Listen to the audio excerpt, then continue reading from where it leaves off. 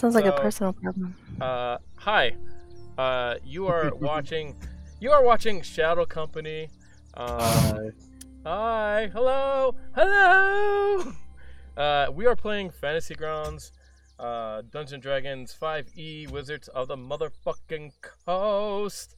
And we are playing a secret module. I haven't really given out the information to the players yet, what we're exactly playing. We are using Syrinscape for our sound, and we are using dulux-oz for sound extensions in Fantasy Grounds, which I hope work with the latest update. At least they did when I was checking it yesterday. And where we last left off, you guys were in Red Larch. You guys you basically met Griffin, who came into town to meet the delegation, he found out the delegation never arrived, and he was pointed to, I don't know what you guys call yourselves, but he was pointed to you guys, Malichor and Vhajjharma, about the delegation, and you guys found out you guys have a lot in common, and you're looking for the same people, which happen to be Brundenthor in particular. That's who Griffin is looking for. And you guys are looking for Brundenthor and Gunderson mostly. And you found out information from the Knights of Samilar about the other people that are missing in the delegation and of their importance. And they asked you if you could kindly get them for, if you happen to find them, to bring them back. And you guys went to the wolf to go talk to the wolf because the wolf knew Griffin, and they've been friends for quite some time. You guys found out information about the elemental planes and the Arakrakra, and you guys are starting to put together that there's something. I think this is what you guys deducted. There's something amiss with obviously the elements and something like that. And you think it has something to do with the symbols. And right at that time, there was the earth shook again for like the 4th time that day. But this one was a lot bigger, and you heard screams, and you went running in that direction. There's a hole in the ground, and out of the dust of the hole came 2 insect-like huge creatures with big giant mandibles. You guys were able to deal with them, sure enough. And during that time, there were 2 people talking. Let me see. If you go to the calendar, you can see what it is. I put it all on that motherfucker. The quarry owner and some you guys mystery man. Most of you have met her before. But basically, her name is Malichor. And she's basically... Wasn't she the one that we tried to not tell on us when we were in the quarry that one time doing searches, and I had to pretend to be the that's her constable guy? Yep. Okay. That's exactly her. Yeah, that's right. I forgot what you guys did. Oh yeah, that was cool. That was awesome. Anyways, she's basically, this isn't to be discussed in front of state. Oh, wait, I think someone said something else.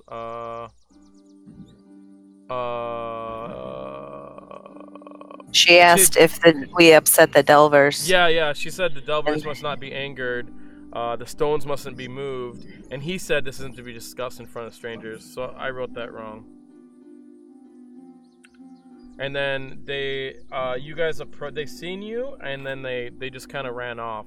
And you lost them in the smoke, and then you finished battling the creatures, and there was lots of cries from down in the bottom because there's kids in the bottom, and so we are taking off from where the smoke has left Red Larch. I'll give you the map. I will first zoom in to about where you guys are at. I'm gonna share this shit, and I'm gonna burp because I'm hot. Nice.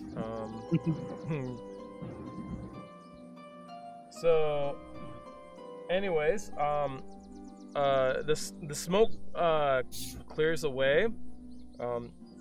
down at your feet are the bodies of these huge insect-like creatures. Let me give you a picture of that again, just to remind you of how nasty they are. You see this green, like blood that kind of spews from them. As it spews, you see a little bit of steam come up. And there's a leaf where this green blood kind of goes over and starts burning it away and turns it into ashes. And as the smoke clears to the other side, you can hear a bunch of cries. You can see people around the buildings are hiding out. You can hear the kids on the bottom. You can see a little bit of movement. And right across. Well, I'm down with the kids, right? Oh yeah, you're down with the kids. I thought we saved them all. That was what we did. We jumped down the hole. We're just taking off from right here. So, you see Malichor on the bottom, and across the way, across the pit there, you see Hulbrick standing with his men, and they're like, "Get some rope! We gotta hurry!" And he sends his men back to go get rope, and within a couple minutes, they get some rope. And Malichor's already going through the kids and helping them up, and a crowd starts gathering around as they notice it's safe. You're helping the kids, and you find that one kid doesn't move. Oh shit! And can I do a medicine check? You sure can. And then try to stabilize the young person. Let's see if this works. One. It looks like their arm is trapped. And okay, as you do a medicine check, you find that there's blood on the side of the head. It is warm, and they are not breathing. They are dead. Son of a bitch. And then as you look at it, and you kind of get the look of realization what happened on your face. You can see the people down there, and you hear someone, "Oh my God, she's dead!" Ah! And, I try to calm everybody down and distract them a little bit, and just tell them to look up and look for the ropes and make sure that everybody's fit to climb. Let me see. Persuasion. Fit to climb. Oh no, they're gonna help the people up, and they're like, oh fuck, oh my God! Everyone's kind of like freaking out. Get her out right away! I'll start yelling for Griffin. Come to the edge. See if there's anything you can do. And just kind of like, is it still like smoky at all? Can I see like right down there? You can. No, you can see down there. I mean, the smoke has since settled. Across the way, you didn't see him before, so you don't know who he is. I forgot. Across the way, you see him standing there. Is a tall man, perhaps 6'5". He has a long beard. Oh, did it quit? Hello, can you hear me? Yeah. Okay. Some reason it my video did something weird, so. I don't know what it did. It freaked the fuck out. That's what the fucking shit did. Mm-hmm. The music went away too. Yeah, I don't. Oh well, no, that's okay. That you can still hear birds, right? Yeah. You can't hear birds? Yeah. Yep. Yeah. Okay. Yep. I hear bugs. Oh, there we go. Yeah. It just has probably stopped. I think some of the tracks got cut off. Anyways, across the way you see a tall man. He's in a apron. He has blood all over the apron, and in one hand he's carrying a butcher's knife, a large cleaver. I don't know if my video is gonna work because it like crapped out on me. I don't know why. Is the butcher's knife like covered in blood? Is it? Or like is the butcher's there knife? is, but you mostly see it on his apron, and he's the guy who calls out to the other men to get the rope. They go get the rope, and the people crowd around, and then that's when Malichor realizes there's a dead child down here, and someone notices that, and the whole crowd starts screaming. And particularly you see one person there, you can assume it's maybe their mother. She starts sobbing and goes on the ground and goes on her knees. Oh my God! Please don't let it be her. Fuck. Dear. Yeah. And she screams. She starts praying to the gods, and they hand you rope. And they tell you tie her up. Yep. And you tie the dead body first. The rest of the kids start all sobbing. And you guys bring up the body, and Hallbrook takes a look at it, and he shakes his head. And the mother comes by and starts crying into the girl's chest. And right then you see the wolf walks up, and he walks through, and people clear out of the way, and he walks up to the child and he says, "Take her to my hut, hurry!" Nice. And she's like, "Okay, get her!" And Hallbrook takes her, and they run off to Wolf's hut. You guys can stay here and help, or you can go to Wolf's hut. Up to you.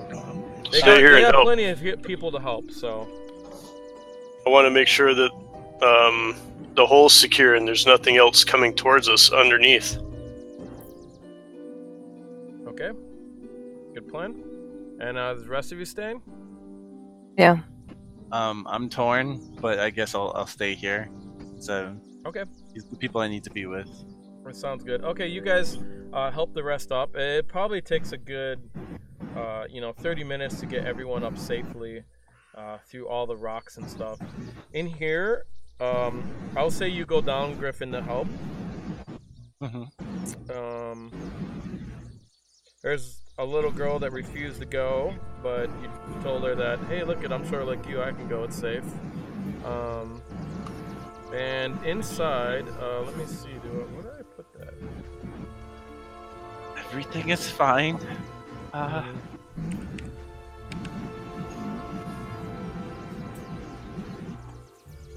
Oops, wrong map.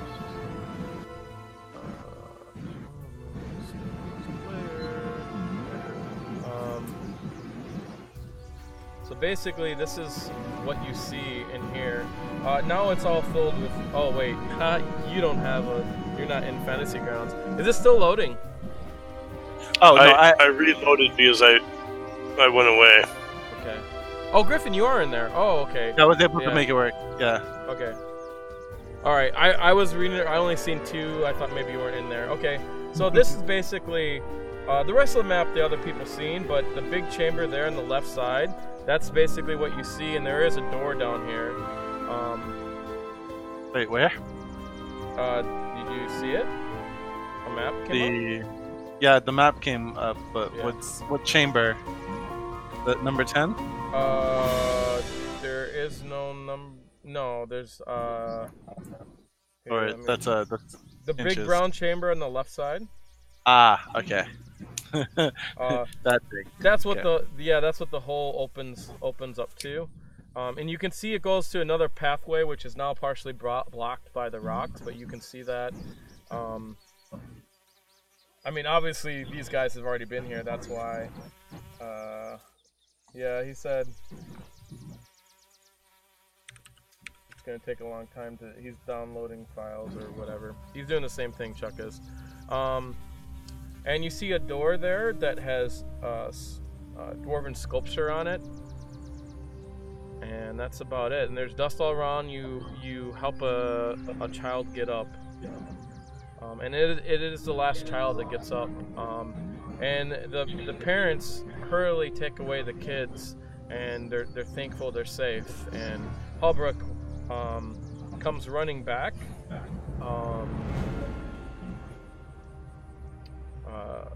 He says, I gotta thank you for this. That was a mighty fine deed you did. Don't think us yet, Holbrook. There's a lot of bad things down here. Oh yes. Or was he? See. I'm probably yelling up from the top, from the bottom, huh? No, you're at top. You're at top. That's fine. You guys can be wherever you want now. You guys got the kids out and everything. He's like, I guess it's true. The prisoner was spitting off some poison. I didn't listen to him, nor did my men. But look it down here. He was right. What prisoner? You don't know. We found a man running. One of the people that you talked of. I know. Didn't you guys get a prisoner? Did we one get of the bandits? One of the bandits, you mean? No. You guys got a prisoner from downstairs. Didn't you? Where did we leave him? Was that so long ago that we don't remember him? Yeah. Didn't you guys leave him in the cage? Oh, right. Oh, You're yes. right, we did. Not prisoner. We just left to die. Oh. Okay. You guys, Then We he didn't have a plan to prisoner, ever he didn't come know back about and it. get him. He didn't know about it. So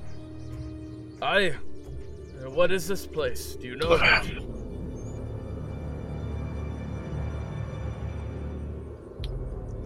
He's asking us, what is this place? Yes, what is this place? I don't know. Apparently, the owner of the wagon works has a secret tunnel down here from his building, and the owner of the quarry and some other people around town call it the Dungeon of the Delvers, and there's some floating stones down there. We fought a mage that had stone skin. There's an entire dungeon down here full of stuff. Stop. You need to come with me. No. All of you, come. No. This is not the place to talk about it. Good grief. He He knows what this place is. He's trying to find out if you know what this place is. Stop talking. I do not know this place. Come. Then how do you know now here is not the place to talk about this? He looks around at the people that are all like listening to everything. They're all staring at you. And he kind of looks at you and he says, "Let's go."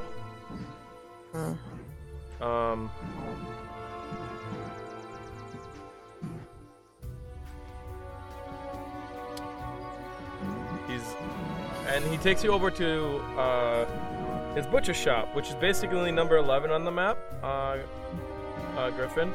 And there you guys pass a building that is like a makeshift jail. There's a butcher shop and a storage place. He goes to the middle one, or the one second from the end. There are the houses, and second from the road, I should say. And that's the butcher shop. He's like, "Come in, take a seat. There's something we need to discuss, eh?" Here's so. Like what?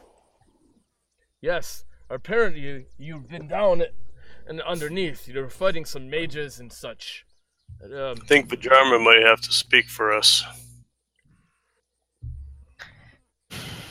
Malichor has a very elaborate imagination. I don't believe it. Malichor, spill the guts. I'm going to whisper to Malichor to keep his mouth shut. Okay, you cast a spell, and he looks Yes. at you and gives you a glancing eye. Yeah, bitch. What? Why did you bring us here? What is it you want to say to us? I brought you here because you were talking, you knew what was down there. Tell me, what's down there? And Why should we tell you anything? What about these Queen? delvers? I've heard of delvers before. It's been spoken around here. We don't know anything about them. Wait. We've only heard. What do you know? You expect me to believe that? Yeah. We're not from around here. We only know what people say to us. How would we know what they mean? What is it? I'm on your side, but you need to tell me what's down there. We don't even have a side. How can you we run have our somebody side roll from an what? insight check, please? What's that? Somebody should roll an insight check because I'm having runtime errors. I'll insight. Oh, so now I gotta do your character. You're having runtime errors of what? No, just not downloading certain things. Mine didn't. Wow. Try to download. Well, that works. That 20. Bitch better tell us his dreams. Oh That's- yeah, good roll. So I'm just kind of like just etching him, looking back and forth while you guys like. Yeah, I mean obviously that's not argue your with each other insight, into, but we're just gonna roll that for Marc because you weren't gonna do it anyways. But so you got a 20. Yeah. What do you want to insight? Well, I want to see if he's being forthright about not. Is he giving off if he's being lying aggressive? symptoms? Is that what you mean? If he's being aggressive towards us, if he's really looking for answers His that he mental- doesn't Are have, his- or if Are his pupils he- dilated? Is he shifty-eyed? No, he doesn't look nervous whatsoever. It looks like he's like his usual self. He just wants to get down to business and get it done. You notice that he is quite tired, but he's always tired. So he wants to know truthfully what's going on in his city. I mean, he is responsible for the city. He's the constable. So. okay, That's how you feel at least. We don't know who the Delvers or what they are. If you know something about them, tell us. Actually, we you seem to know what's down there. You need to tell me. we've been down there once. Jesus. Whoever was owning the Stop. wagon work. Let Stop. him speak. He speaks No, the because truth. Malichor doesn't know what he's talking about. Vhajjharma, go ahead. Look, you say you're on our side, but on our side from what? Who is not on our side? What is it that you think we are doing here that we need to have a side? We are looking for our friends. We fall in a pit with giant bugs spitting poisonous acid. How are we supposed to know more than you know? You live here. This is your town. You're supposed to know so much about the town. Apparently, you tell me. No. You tell me what you know. You need to shut up. You need to shut up right now. I'm getting down I'm to going the... to cast. I'm going to cast. Oh, you're gonna get... Bitch. Bitch, don't fuck. Alright. So, I'm going to... I'm gonna tap her on the shoulder and say, No. we don't need to escalate this any No, further. you're gonna... And I'm gonna message you, you're gonna walk away. So you're gonna have to roll initiative. Yeah... You're gonna go in combat.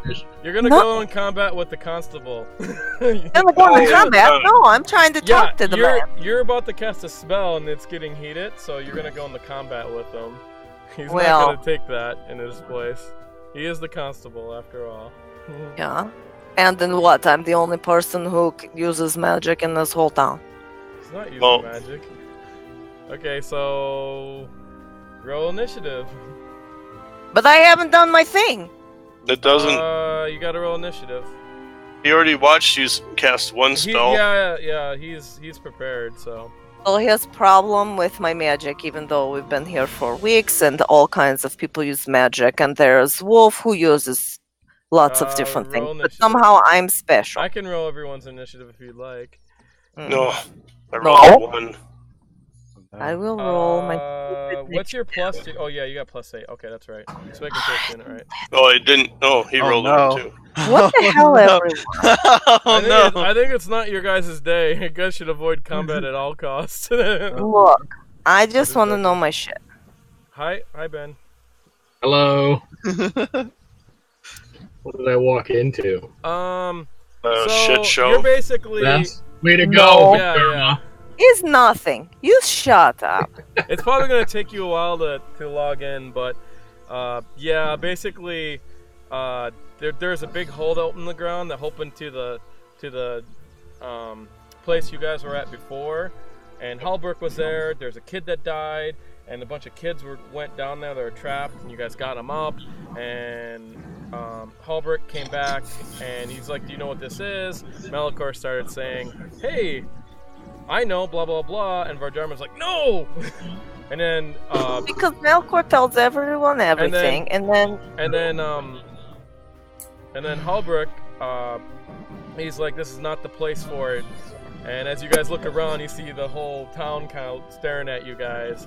And so he goes over to his butcher shop to go talk. And they're in the middle of talking, and things are gotten a little bit heated. Which constable is this? Is Halbert? Yes. Yes. Halbert, yeah. Oh, he was supposed to be on our side. Okay. that's what he keeps saying, but they don't believe him. That's what he said. So I am let me preparing roll to his cast initiative a real spell to see if I can believe 20. him, and he's getting not okay with that. No, I actually got a 12, so... Well, Vhajjharma goes first. Yeah, bitches. So you can go first. I'm going to cast Detect Thoughts. Okay. So I'm not being aggressive. I just want to know what else You can't just cast spells in front of people. Yeah. Especially not during questioning. And you you do know this. Like, they're gonna take offense to it. Well, you know what? They can kiss my dragon ass. Not just an ass, a dragon ass. Yes, dragon ass is special ass. I cast Detect Thoughts. What the fuck does he think? Besides, he's pissed at me. His surface thought,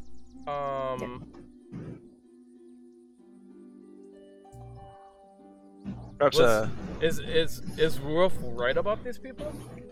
That's his first thought. Is Wolf right about these people? Yep. Do you want to pry deeper? Yes. Okay. I'm not going to like it, but I know. 20 for his wisdom saving throw. Yeah. Immediately find Make out. sure it's it's one action. You just cast this too, right? Was this the one you just cast? Me? No. What? Drayton. What happened? Cast what? Did you just cast Detect Thoughts? No. No, I didn't. No, he rolled perception or whatever. No, someone just cast Detect Thoughts recently when we last played. That was Wednesday. I was the one. Could have been me. Yeah. I do that often enough. He's talking about a different game. Yeah. Oh, well, okay, so... Yeah, it's a different game. It worked Alright. out. Blah, blah. What's your DC? So What? What is your DC? Your difficulty of your spell? Where do I find it? Your spell casting. Where's my thing? Oh no, where you would find it here. So you go into your actions. You go into your spell. Yeah. So Detect Thoughts. You open up the little magnifying glass. See where it says Wisdom DC 14. It's 14. So that's how you find your DCs. So he's got to get a 14 or higher, basically. Okay. He miss. You go deeper.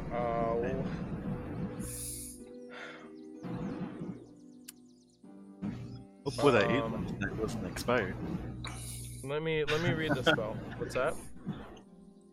No, like he's just thinking like stupid thoughts, like. Yeah, he might be.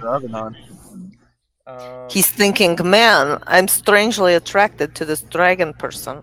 She said dragon ass. Nope, he's not thinking that. She's strangely attractive. First thing he's thinking.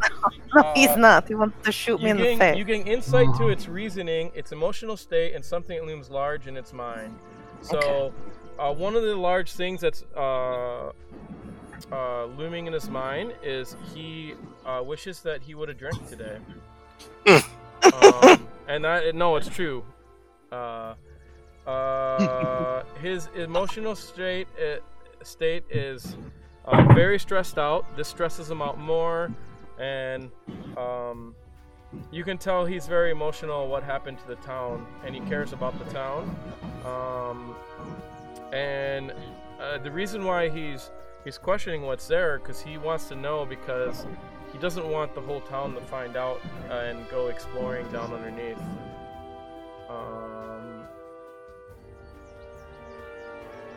He basically loves red larch. Oh, this guy is a nerd.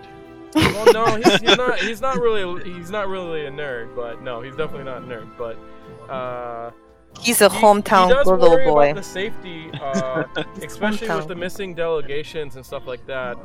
It's a normal town that normally does not have these types of problems. And you also sense, deep down, you sense maybe some type of guilt, and you're not sure where that's from. Oh, because he's not able to stop things. Okay. And okay, next up, I don't know if you don't have to do anything, but we're going to initiative, so it doesn't get crazy, you know. Next up would be, well, not you guys, would be Halbrook. Oh, he's going to try to slap me. Might do a little more than that. Looks at you and gives you a very dirty look. And looks at Malichor, and let me see what he does. DM roast. You need to stop this. You need to stop this casting right now. There's no casting in here. And he puts his hand by his sword. Or his, I'm sorry, his butcher's knife. I don't want to have to call the guards. Vhajjharma, can we just talk to him, please? Alright, I can withdraw my spell.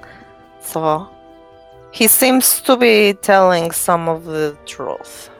Yeah, I could have told you that too. No. Oh my god, Malichor. Holbrook.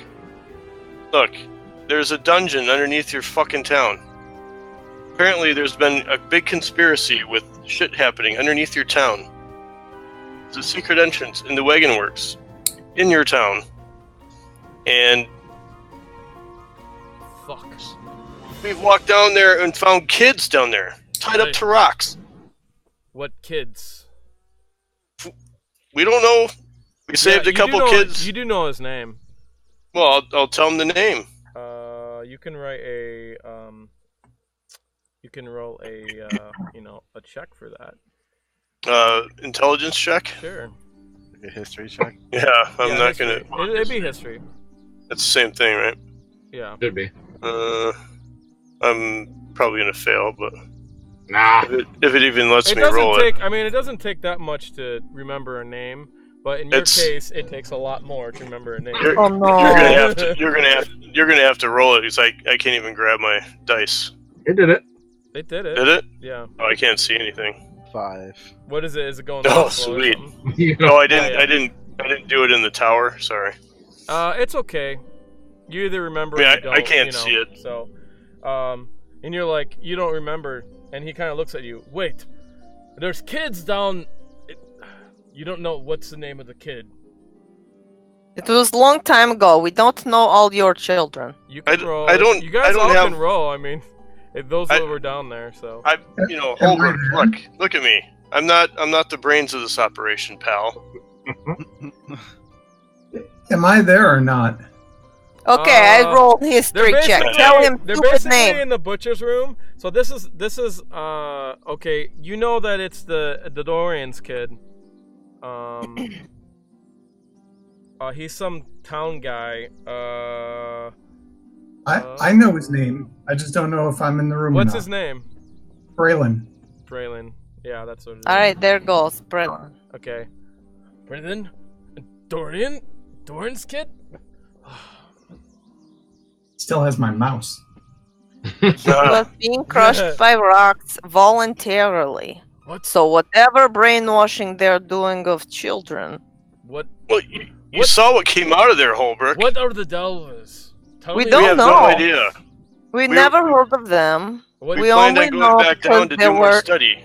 Yes. one at a time. Sweet Jesus. Am I there too, Shawn, or no? Mm, Probably not, right? No, probably not. You guys are about to be there, so. Oh, it's fine. I just want to make sure. Yeah. Vodka. But basically, what happened is you guys are, we'll say you're just arriving back to Red Larch. When you arrive back, you notice there's a big giant pit that has opened up in the middle of Red Larch. And in this pit, this is, let's say you go take a closer look at it. You see there are 3 creatures on the bottom of the pit that are dead, and out coming from them is this like green acidy liquid. They look like this. Oh. They're quite large. Cool. It looks like there's a lot of footsteps around the pit, and there's a bunch of rope going down the pit, and the pit goes down into the moving stone dungeon area. It's that first big room.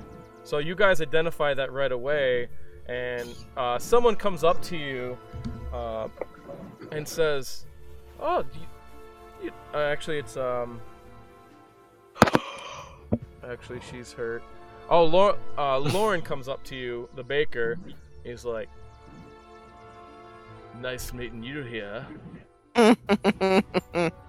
Indeed. Seems your friends went with Holbrook. They had something to talk about. I believe he went to the butcher shop. Maybe we should go find out what that's about then. Yeah. Good to see you. Looks like you had a problem with some bugs. Oh man, I wish you could see my image. Okay, he kind of puts his hand to his forehead. It's a good day. Indeed. We'll be talking soon. And he walks away. The bakery is right out front of his house, so it's not unusual that he's right there. He sees you guys. And you guys run to the butcher, and you hear a heated discussion in there. He's like, "I need you to stop the smells!" And we'll start you guys there, so. Yeah, you hear Holbrook yelling this. Sounds like Vhajjharma's been up to her old tricks. Sounds about right. New tricks. I have so many new tricks. So what do you guys want to do? You guys want to walk in, or? Yeah, stroll on in. Yeah. You guys open the door, and you hear him go, "Oh God, what is it now? Oh, it's you. The fuck. All right. You all have some explaining to do. I've already heard about the dungeon underneath. You did not tell me about that. And these, I don't know, these moving stones. What is that?" I don't know. I just walked in. What are we talking about here? Yeah, he's kind of staring at you. This is your town, Holbrook. Why are we supposed to be telling you what is happening in your town? We are strangers. It seems we that don't things live here. You're venomous. Your lies are not accepted here. You're tedious. Holbrook, you have to understand. Every time we try and help this town, we get blamed for some other disaster that comes our way. We cleaned out undead out of a ruin, and we're blamed for this black smoke that comes rolling out of it. So you gotta give us a little bit of leeway when it comes to sharing information with you. It's not that we're trying to be devious or not be forthcoming, but we also are trying to protect our own, since we know that certain members of our party are being blamed for things that actually didn't occur. So you need to give us a little bit of leeway. And what about you? He looks at Griffin. By the way, you guys you guys haven't seen him before. There is, explain yourself, Griffin. I'm pretty short, golden-haired halfling. Very studied, or very like head stuck in his books. Very kind of like skittish. Not too crazy about having like any sort of engagement. Yeah, you don't have to explain your personality, but just what you look like. So. But like basically, like you guys were all talking, I was just kind of like writing in my book, and just Griffin, huh? So he's writing in his book. All right. And what about you? You travel with them now? Oh well, what was the Can you roll a persuasion check, Kevril? Sure. What was I the would- people I was looking for? It was a caravan or something? No, you're looking for delegates. Oh, The delegates are supposed to come into town. You're looking for Brendan Thor, who is a famous scholar. who was also missing, right? Yes. Well, yeah, he was part of the delegates. He's one of the delegates. He's supposed to give you a bunch of books. I was looking for a man. For a book for my own and purposes. But he's missing. Your companions here seem to know where, so I'm coming along. What's your name? It's Griffin. Griffin. He scratches his head. Ah, As he's talking, I'm kind of looking at Criella like, who the hell is, what's going on over here? Like, I don't know who this is. We go away for a day and like everything. We have yeah. You guys, We could you say guys the slept same for in. you two. Basically, I'm you just guys, kinda going. you guys slept in because you guys were up all night last night partying or something. Right. So you guys basically slept in today, but anyways, it's like, look, you have to understand that I'm helping you. Helping I thought us you- do what? I thought you would. Wait a minute. Oh shit.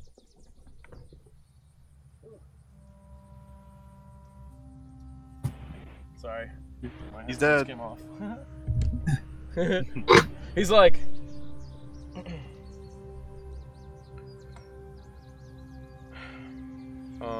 I thought you'd be able to trust me by now.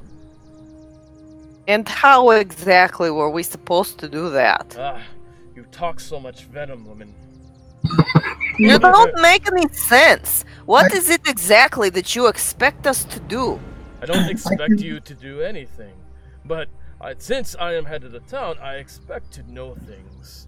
And Okay. and let If me I can interject. remind you, you didn't tell me what's going on in the bottom of the town. You're not my father. It wasn't my job to check in with you every day. This is your town. How would I not assume you already know what's happening in your own I town? think you need to leave. friends, let's just take the temperature down just a little bit. Mm. I can vouch for him. He's a good man. He has watched out for us. I know this. I've been told this. His reputation definitely precedes him. I don't think we have any reason to doubt him or distrust him. Yes, He speaks. I've heard that before. He speaks the truth. Mm. I need to know everything. Well, Holbrook, we're telling you what we know. We run into things, and we haven't even had a chance to go back down there. We Explain have no it- idea. Explain We don't it know from the any- beginning. Look, I already did. You did? So when I go down there, everything will be told, as you said. Yeah, we have no idea what the hell's down there. We walked through there once. We ran into a mage. You don't know that's what's what we down there? found. You've been down there, but you don't know what's down there. He was Look, a mate look, of rooms and tunnels, and we encountered creatures. We encountered a mage. There's floating. I need to There's- know everything from the beginning. Why don't you just come down there with us? Hmm. It's better than telling you, I Go think- look for yourself. I think and you'll that- learn something. That is Talk. wise. This talk is really boring. Let's go the fuck downstairs. Alright? I think you're right. Meet me out I here know I'm in a right. half hour. I'll bring 2 men with me. I feel like he's tried to kill us down there. You know? Vhajjharma's paranoid. It's awesome.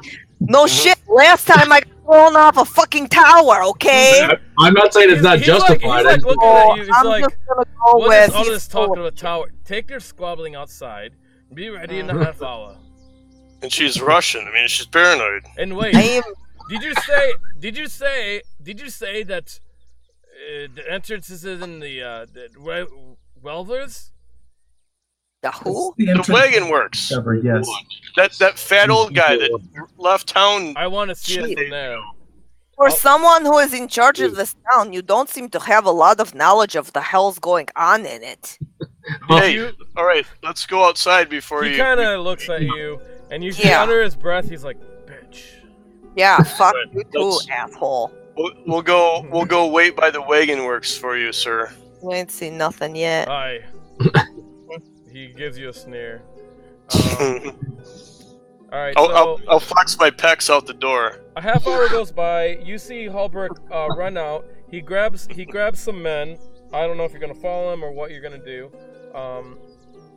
Sure. When we're outside, I just want to pull everybody aside and say, like, I did some digging, while I've been away, and I can tell you, we all know that there have been Waterdeep guards here. He's protected us from that, me especially. He's always told everybody that we're on the up and up, that we're good. So he may be frustrated, he may have his doubts, but he has vouched for us. So I don't think we should immediately distrust him. Yeah, I think that the rumor mill and the issues we've run into are from the town, is more than from Halbrook. So it's, although he does seem to be ill-informed about what's going on, it may also be because he's got his hands full on other things from the day-to-day. So I want to let them know the things that I found when I, delved deeper into his thoughts, right? Because I'd like to know what it is that he means if we are who Wolf says we are. Who are we supposed to be? My guess is that I don't know, to be honest, but my guess is that he probably is getting positive feedback from Wolf around what we're trying to accomplish and do. And so he probably is trying to validate that and make sure that we're working towards good, I guess, in a positive direction. But and yeah, it's not every day that you have outsiders come in and claim that, us as outsiders are up to no good, and authority figures from another town come in and start tossing accusations around at us. I can imagine he's confused and trying to work things out. So I think we should be able to present our best face and try and prove to him that the rumors that he's heard about us are not true. Yeah. We don't know how else we can prove. We just saved a dozen children from a hole in the ground. Everything we do, we are saving stupid people from crazy shit. Welcome to D&D. Sorry. Yeah. Life we pose. So, right in front of his face. So if he wants to believe we are not good, he will believe we are not good. So I think he's seeking to understand. Okay, so I'll go with it, but I swear to God, if someone tries to throw my ass off a building, I will come back and haunt all of your asses. You know you weren't the only one to take a dive off that building, right, Vhajjharma? What? I also took a trip. And You did take a trip. unfortunately... Served you right, all of you. Good. Vhajjharma's grouchy today. Wrong side of the bed. That's awesome.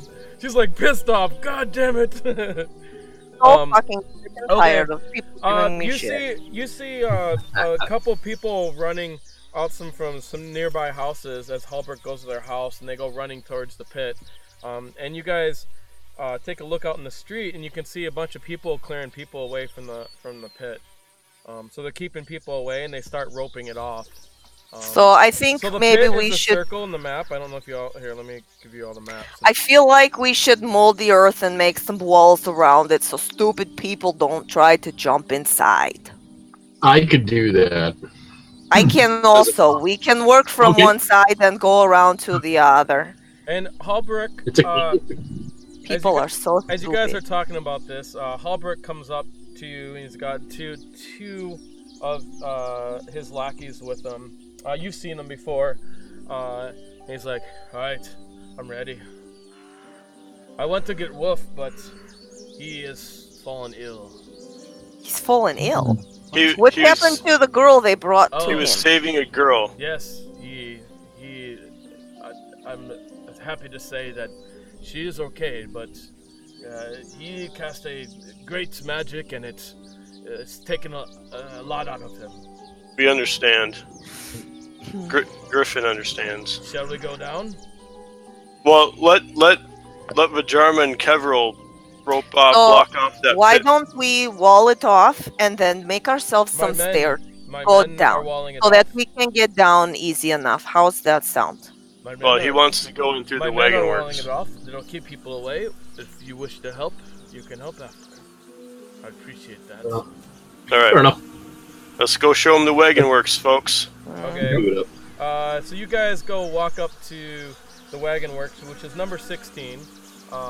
We're doing this a little bit for Griffin's benefit too, so that he can kind of see what's all down here and shit and understand a little bit better.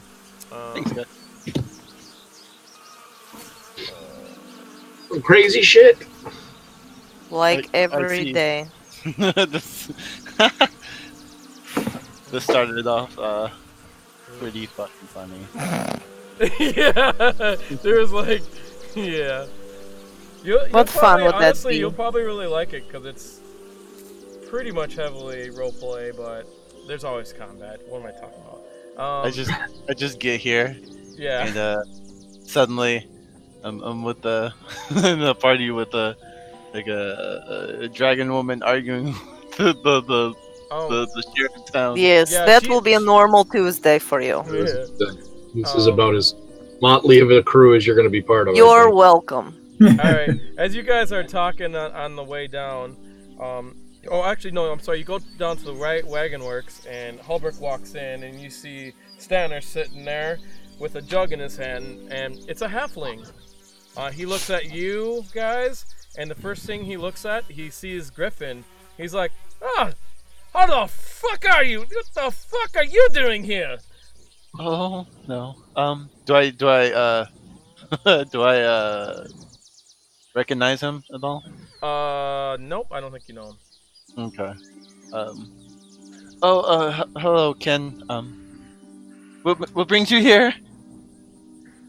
This is my fucking shop. What does it fucking look like? Oh. What is you're- what is he in here? Hulbrick, I'm the only halfling here. What the fuck is he doing here? And Hulbrick is like, I heard you have something underneath here to look at. And he's like, what the fuck are you talking about? And basically one thing leads to another. We'll just, cut that out so we can cut to the chase. You guys explain to him that there's a hatch, and Stanner's like, no, that fucking ain't. What the fuck are you talking about? Like he doesn't know. I don't think he does. I don't think he does, no. I think he's just drunk all the time, so he wouldn't have... Well, Yeah, he owns the shop, but he doesn't know yeah, about that's it. possible. Because the other guy ran off. His boss, remember? He knew. Right. Well, And, yeah, we can anyways, explain that You later. guys go down to the bottom. You see there's a crate. You show him the crate. You guys move the crate, and there's a hole. When you go in the hole, you go about, I think it's about 200 feet. It goes down, and you come to the pit that has opened up, which is on the map. Here, I'll put Criella there. Maybe I won't. Maybe I will. Did it work? Oh, that's nice. Doesn't seem to be working. I tried to drag you on, but it didn't really work. Yeah, me either. That's a new function. Kind of like Shit's that. broke. Let me put you in the party group. Maybe you need to be in the party for it to work. Who am I missing? It's Me. Yay! You're lucky. Where are we? Down? Are we down in the pit now? Yes. You guys. I don't see anybody on. Are they on this map? It doesn't really. We're not. I was just gonna use a. Oh, I placement. thought you were putting people on there, and I was supposed No, to I'm see. putting it on the party sheet just in case it needs to be on the party sheet to show up. Then on the I map. don't care. I'm not Or- worried. Or I wonder if it's doing something else. Let me see. Oh, okay. You have to drag it from the combat tracker now. That's a new function. Well, that's exciting. Or maybe you drag it from the. Oh, you probably drag it from the picture on the right. No, that didn't work either. Okay. Nope. Whatever. You guys are there in the middle. I'm gonna assume you guys explain everything to him. Well, now this is it how we left it? So these When you cages come are all in, yeah, dropped in the yeah, hole and all that yeah. shit. Nothing's been moved around or somebody hasn't replaced things. Yeah, pretty much. All the cages are there. So when you go down, you see this hallway, right, that long hallway going to the big room there. That one there, there's all these cages that are down. Cages that have fallen from the ceiling, that have broken out from the ceiling, and when you guys come over here, there is now bones that are all over there. And remember, those were the guys with the symbol marked etched in their head, the triangle symbol. And then you go here, there is a floating rock here that you guys can push around. It just floats above the floor. And whenever you drop something on the floor, it floats also and pushes the same way. And then, so basically everything's the way you left it, but more dusty. Okay. In here, there is a bunch of rot. It smells like total rot in here. There is a bunch of rotting bodies in here. Oh, we killed all those people in robes. I think there's like 6 or 7 of them. There is a statue here. It's a dwarf statue, and on it says Petrified Iron Star Dwarf found 1459 DR in Red Larch, West Curry, in broken condition. And then over to the left of that chamber is a big rock. That's where you found the boy. Do you guys explain Grand to him? I'm assuming you kind of explain most of the things, because he's going to want to know about the bodies and all that kind of stuff. But, I think it's best to be truthful with him. Yeah. We don't want to sound like we're being duplicitous. Okay. I want to do a bit more looking too now that we are here and have. And we have more information. I want to identify some of these things, and I want to detect magic on some of these things. Okay. We'll make a long story short. Basically, you check out the whole chamber, but I'm just going through this so that Griffin maybe realizes what they are, so it becomes his experience too. But anyways, you guys explained to him that there was a half-orc named Grand who often works the market on the last day of the week, because they have like a market thing. And you find out from Hallbrook that he's like, Grand, he's so stupid, easily manipulated. You guys get the names of the of these delvers. These delvers are apparently some secret organization that the boy told you, that's run by some of the rich people in town. That Corey girl that was at the Corey, she's in it. And then there's actually it's not, let me uncover that. There's a hallway there that goes out to a big chamber. So the only thing that's magical is this chamber. When you cast Identify in this chamber, you get images of dwarfs, mining. The chamber with the statue? With the moving stone. Oh, the floating stone. Maybe here. Let me go to the DM's map so that you can see numbers. We can refer to it that way. So it'll be easier. Cool. Then no fucking. So I'm gonna.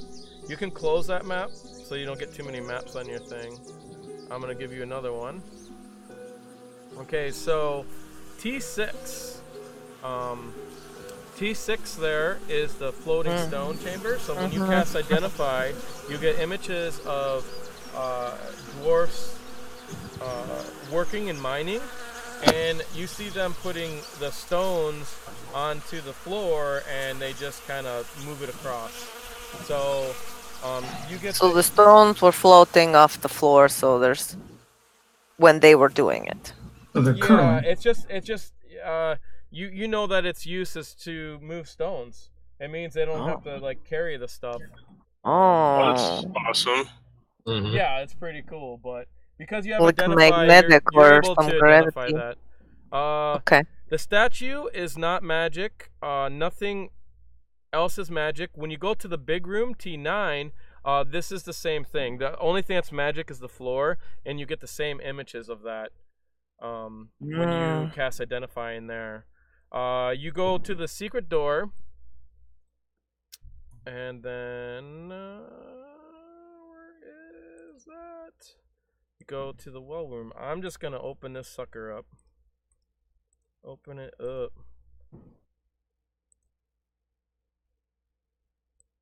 Did we find the secret door before? I don't remember. I don't think we did. Yes, No. you sure did. Oh, did. did we go in for a second and run out again? No. No. So The- that secret door, I that know, guy, that was a long the time guy. ago. So remember the mage Oh, that with killed the Kevril? water. Yeah. He, Now I remember. Kevril that the mage guy disappeared. purple thing. Okay, that mage guy disappeared, and Yes, then yes. you guys couldn't figure out where he went. Then finally figured out, oh, there's a Right, secret right, door right. here. And when you guys went through it, it went another like Yes, a good down distance. to the purple thing. And you finally came to what looked like a workbench here, right? And on the workbench, Yep. there was all these diagrams of what you see ahead. It's diagrams of like a big giant platform that's being brought down by wheels and pulleys. It also has a diagram of the obelix, which you go to the next room, and in this room here, I actually have some of the music for this. Tomb of Moving Stones, that's what it's actually called. I kind of want to touch it again. I know, right? Now I want to do. Yeah, well now you I'm guys glad- are going back through I'm this, glad which- we came back. Yeah, it's a so when you guys go into, can you guys all see the map, right? I'm sorry, this one doesn't have numbers because I had to make this motherfucker, so I didn't Yeah, need it's numbers. I don't need numbers. But I'm just oh fuck, I can't use that. I'm dragging Vhajjharma on there. You can see the little yellow tab, right? So Yep. right there is that's where the workbench. There were some sleeping areas. That's where you guys. No, that's not where you guys found it, but you went to the next chamber. This is, you see a big creature that is now mostly bones. There's a bunch of rats that scurry about. There is water coming from the side of the chamber, and then the water goes down, and out comes like this mist. And out of this mist, there's a slight like purple haze coming from underneath it. And now it's already down, but below there's like up above there's like a contraption, and another chamber up above. There's like a wooden contraption that goes over this pit, and then there's a platform. On the platform goes all the way down to even a larger chamber underneath, and you can see the side cutaway. So basically, when you guys go in here, you pull up the rope, because remember that was all the way down. Yep. So you pull it up, and out of this mist. This is for Griffin, by the way. You're listening, right, Griffin? See. Okay. These guys have done this. It's a good reminder too. But out of the mist comes this platform. It's a big wooden platform that will easily fit 10 people. So when you guys go on it, you go down, and as you go down about 50 feet. You can't really see anything. The other characters explain there's a huge obelisk here that does some weird magical things. And you can see Halbert's men are kind of shitting themselves. They're a little bit scared. Halbert has a curious face on him, and he's looking down. So basically, this platform goes down. There's like a bit of water flowing down beside you. You go down like, I don't know, it's like, I forget how many feet it is, like at least 50 feet. And then you come to a big dome. I had this all mapped out, so let me find my descriptions real quick. It's funny, the maps I had on here got destroyed, but I got it all. I just have to find it. What is it called? The part where the characters die. Oh no, that's not it. It's the old well. Okay. So basically, this is the top. So this place is very cold. You can see your breath with unnatural chill in the air. A wide pit in the center dominates the room. It's sides slick with moisture, and white mist rising from it. You see the gleam of many. Well, you've already killed them, so don't matter. Basically, on the top, on the ceiling, a pulley has been affixed to the ceiling, connected to a 10-foot circular wooden platform. Scattered around the pit's edges are picks and shovels, and a strange statue rests in the corner farthest from the entrance. The statue is a rectangular block, 3 feet high, 2 feet wide. The statue is a humanoid figure with its face destroyed beyond recognition. Instead of hair on its head, there are many wriggling snakes. Medusa. Yeah, I forgot about that too. You've seen that over there. So basically, you take this big platform and it goes down. What's that?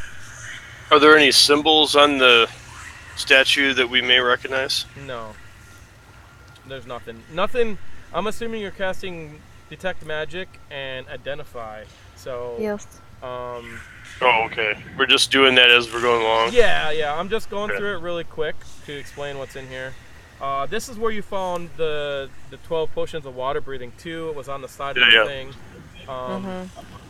And the water pouring down beside the ascending platform creates a mist below, deepening the chill that you feel as you go deeper. Through the mist, you can see that a dome floor below is just 60 feet from the top of the shaft. It appears very smooth and black, with veins of deep violet pulsing with a slight glow.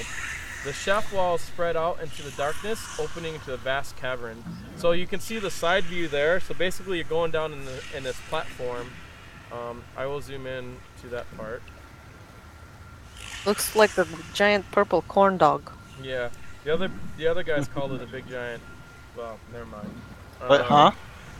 Wiener. Yeah. Wiener. Big corn dog. It's the same. I wasn't sure what you were implying. Thanks, guys. Got it now. Oh, there you go. We're very sad. As you get closer to this big dome top, this thing's huge. It's easily like a 60-foot diameter. As you get to the very top, Griffin and Hallbrook and his men start like playing with their ears, and Griffin, you hear some whispering in your head. The others, you do not. Did we not hear it last time though? What do we I did. hear? We did hear it last time. Yep. Can I attempt to make so sense of as what the I hear? platform gets lower, I don't know if you guys want to explain to them what happened to you. You're welcome to. So I Hallbrook think is we like, should give what him a is- heads up. What is this place? We This don't know. magical chamber you speak of. So this what it is. Look at it. We don't know what it's for. Nobody tells us anything. You've been down here? Once. Briefly. Okay, he pushes you off the platform. No, I'm just joking. Swear to God. I have Featherfall now, bitch. Yeah. I dare him. I will zap him so fast. Okay. So as you guys get down, the platform gets down to the dome. And Griffin, you hear "touch me" in your head. Touch me. So you guys not gonna explain to them? You guys are just gonna let them? Yes, we'll let them know what it is. Explain to them. Okay. Well, maybe you should explain it so Griffin knows. Okay. Listen, little man. Well, Last time we Albert were wants to here. know too, so. Okay, everyone. I only care about little man. So, Holbrook is asshole. Maybe I whisper to little man and let Holbrook touch it. You could. So, Albert wants to know what this is. so I don't know. Why don't you touch it and find out? Okay. I want to touch it. I have no idea what happens because I refuse to touch it. Well, Bad news. we touch it and strange being talk to us from dark side of universe, I guess. But then after we touch it, things are better. So who knows? Could be anything. Can I like? Okay. Try as it. you Yes, guys- yes. as Well, you get down, you know, you get a my closer- English is not so good. Kevril, let it's me- free to expand. Let me see if I have the image I made. looks like so you get a better idea. I'm pretty sure I have it in here. I'll kind of elaborate a little and just say I would suggest not touch. But it healed you. It's telling me to touch it. Tell me what is this place evil? It seems so. Don't know if it's We evil. don't know. We don't know if there's evil intent or not. It healed me after I touched it. Indeed, it did do that. Alright. So Here it is. This is what. Oops, I'm sorry. That's so big. So you can just delete out of that. I'll make it smaller. You can erase it. So that's basically what you're on. This is actually the second platform. You're not there. You're at the first platform that stops at the top. So it's like 60 feet around. As you get a closer look, it is black and purple in hue. And inside you can see almost like this light that kind of pulses, and it looks like there's veins that magically transport light through it, as if blood is going through there. And in your head you hear "touch me." You can the platform goes. What's that? So it's a big pulsating. a big pulsating filled with blood thing that said "touch me."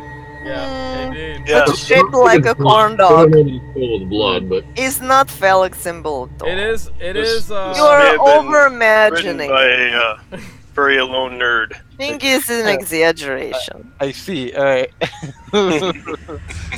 You're reading too much into this. And that's basically what the platform looks like that you're on. It's actually a stone dais. I'm sorry, I forgot. But it doesn't matter. Anyways, you're at the platform 1, which they tell you that when platform 1 goes down, there is a rope they can grab to bring platform 2 over, and you jump to that, and that goes down on the side of it. But you are at the very bottom. If you'd like, you can actually hop on to the... Big pulsating thing? Yes. Hallbrook and his men are looking at it. You see the two men beside him. One guy wets himself. That's gross. there's a lot of water in here, I understand. And Hallbrook looks, what's in it? Your guess is as good as mine, man. We've never seen anything like it. So you touched it and nothing happened. Well, not No, nothing. The thing talks to you and it asks you. We got healed. It says it wants us basi- to save it or help it, so It maybe basically- we could figure out how to help it. It basically would. It hurt me until I said I'd help it. We'll say Stanner's down here with you guys too, because he refused to. But he's down here. He's like, "What the fuck is this?" Wow, so aggressive. Yeah, he's a loudmouth. So, Mm. Yeah. Maybe I push him into it. Good. No. We're all the way down, or are we still near the top? You're on the first platform that goes down to the dome, so you guys can either get the other platform to bring it over to go down. I say we go down. Touch it. You guys can do whatever you want. Can So you get rid of the picture? I'll kind of turn my back to the rest. You of have the to get group. rid of it. I can't get rid of it for you. I'll turn my back to the rest of the group and try and look at our original group here real quickly and just say, kind of semi-quietly, based on everything we've learned, maybe we really should touch it to see if there's anything new that can be gleaned from it. Y'all are welcome to do that. I will keep myself back here. Should we all touch it at the same time? Okay. Wow. I don't want to So, touch it I and be wanna know- absorbed, and then Holbrook is I there need like to an know what ass. platform you're on. So right now you're on the first platform. You can go to the second platform, which goes along its side. You're at the Go very to the top. second platform. I think we should get onto the second platform and then at least part of the way down and then do it. I think we do one at a time. In case something is different, we have others who can pull your ass out. Good plan. idea. Well, I'll volunteer to do it. Alright, Kevril volunteers to go So you first. go down. It is over 200 feet down. Well over 200. It's like 300 feet down, I believe. So how far down you want to go? The bottom of it, you remember, is like 60 feet up. Let's go just before we would pass below the part we could reach. Okay, so just that's a good 70 feet up. Actually, that's fine. No, it's more than that. It's like 85 probably. So That's fine. Okay. The last so point I can still touch it before we would, be below that and heading for the. I'm just gonna use Vhajjharma as our indication. So the platform goes down here. If you go to the other map here, I'll show you that. And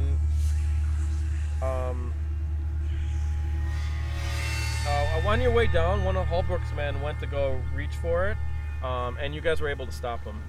So. Okay.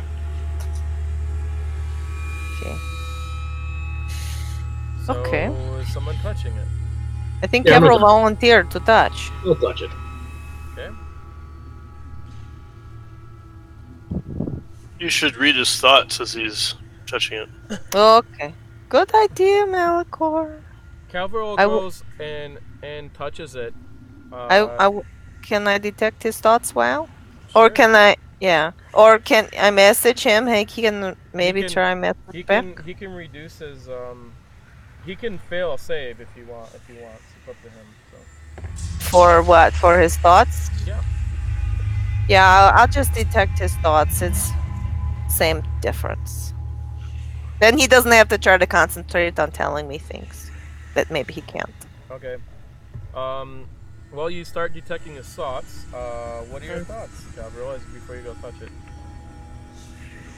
I'm hoping that this obelisk can provide the power we need to resolve whatever we come across. That's what my thoughts. Okay. As you go touch it, you close your eyes and you put your hand against the stone. It is cold and it pulses light that kind of reverberates through. Only where he touches it, or through the entire thing?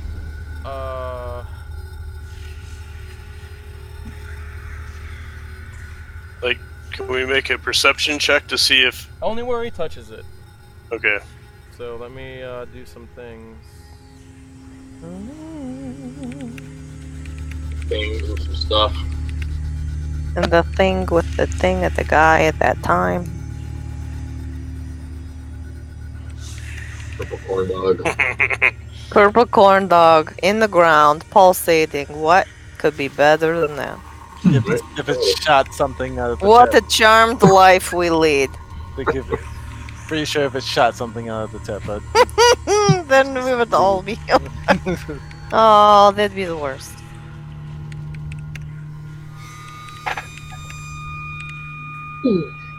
So, Oh. Your thought, his thoughts go completely blank as you see his eyes roll back in his head for maybe only 3 seconds, if that, and then he snaps out of it, and he just feels the cool touch of the stone, and that's it. And then what is he thinking after? Am I still detecting? That's up to him. What the hell was that? That's what we Oh my. Do you want to? You can resist, or you need to say basically what you're really, really thinking deep down. If you're not going to resist. Okay. Okay. But you can choose to resist, so it's like per round or something like that. So. Yeah, I'll just kind of. I'm definitely going to be processing that. So, no, I guess what I'll be thinking is why in the hell did I just see You might my? want to tell her in secret. I don't know if she wants to tell everyone. It's up to her. I can message. I will message him and say what happened, and he can decide if he wants to answer out loud or not. I'll whisper it to you. That's. Yeah, you guys can whisper each other.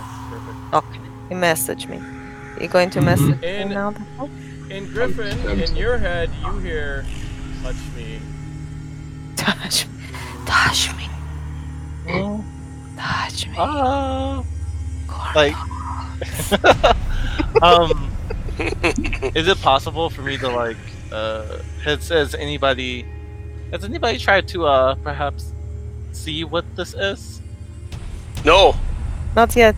Well, not yet. I didn't have the ability yet. Last time we were here was very early. Kevril, are you whispering something to me? Yes. Okay, dear. I'm All right. typing. Sorry. Hello. So, I not too thrilled touching the large monolith pulsating. Oh.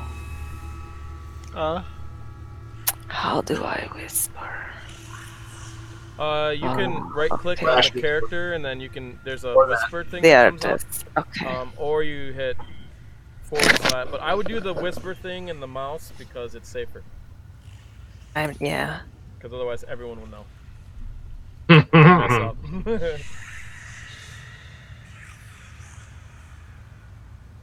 can I use minor illusion to put to make my hand like seem a little bit bigger and touch it, but not actually touch it? Sure. Yeah. I'm just So gonna... he puts out his hand. You see him cast a spell. I'm guessing it's verbal and sermonic. I'm not sure though. And and as you go to Sermonic. it kind of looks like you're touching it. As you do that, please make a wisdom save. Wisdom save. Griffin is touching now? No, not really. Oh, cool. Technically, no. Oh, technically no. So you can see Griffin, a little bit of sweat starts to happen. As Griffin, you get the compulsing urge to actually touch it. You see his hand go, like, it looks like it sinks into the stone. As that happens, all of a sudden you see these crystal-like veins kind of grow up around his hand and grow up along his arm. And as that happens, you blank out. And I'm going to whisper you some things. Oh.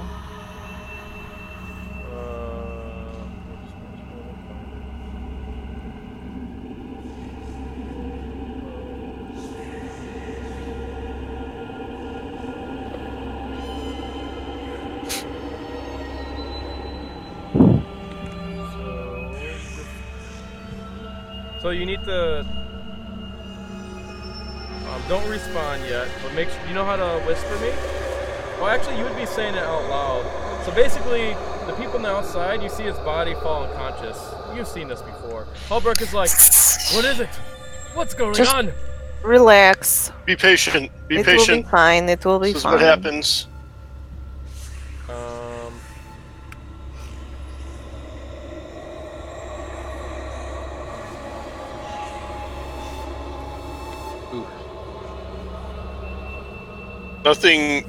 Nothing terrible happened to us after we did it, but it's a little different for each person.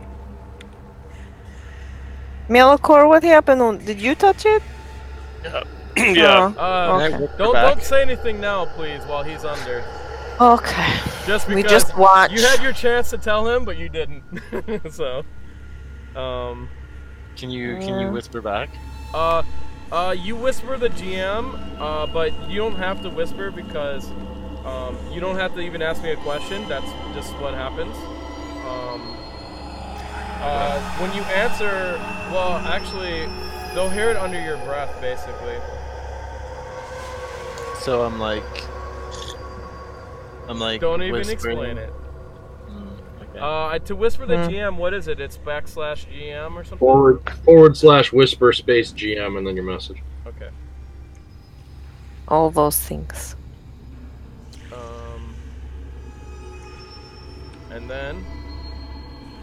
And after this one, you can answer me.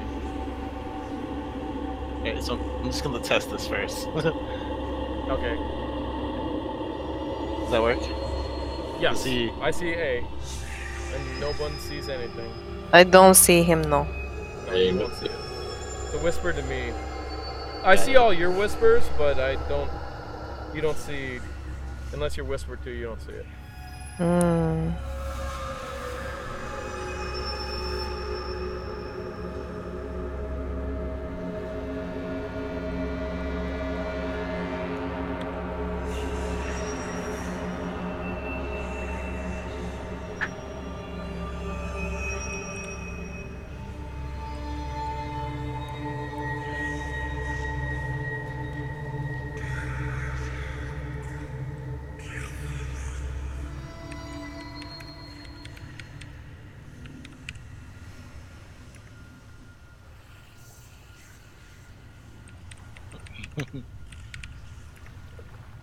The suspense. Not really for us, though.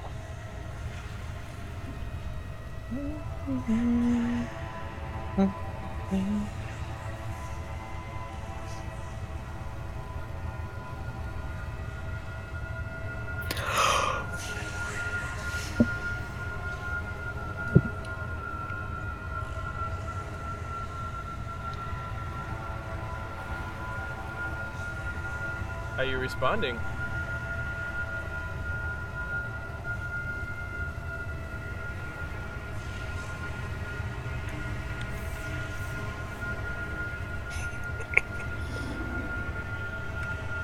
Hello? Hmm?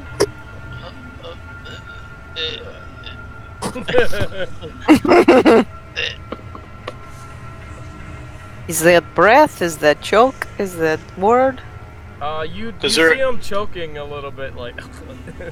Is there any change in his, was he having any issues breathing, or? He's breathing pretty heavily and he's sweating. Okay, well. It's stressful touching this obelisk. Frozen god, yeah.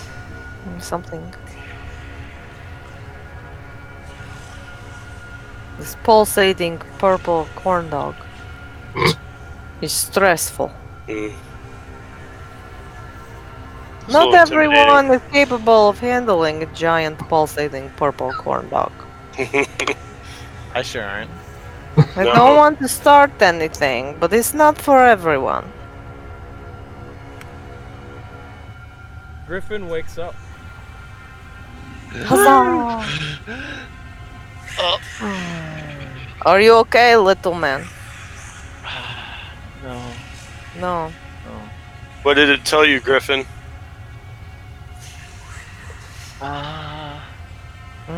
It did. And you guys, when you look down, let me see.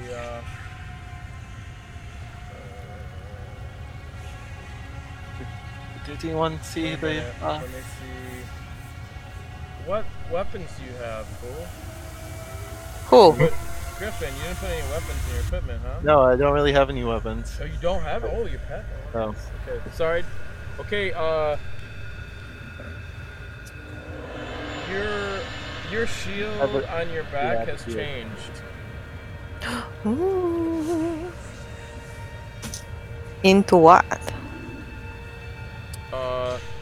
The shield, what did your shield look like before? Shield was just, they probably just had like a, it was probably like a big round shield that just had like a candle on it. Okay, the Vhajjharma god symbol, which is like the candlestick thing. Yep. Okay,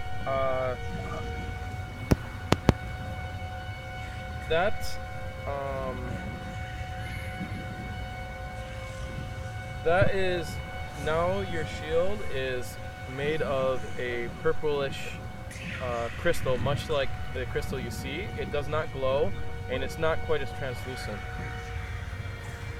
And the symbol of the god is gone. Oh! Ooh, very interesting. And Hellbrook looks at it. What the fuck is this? Is there no symbol on it? Anything about this?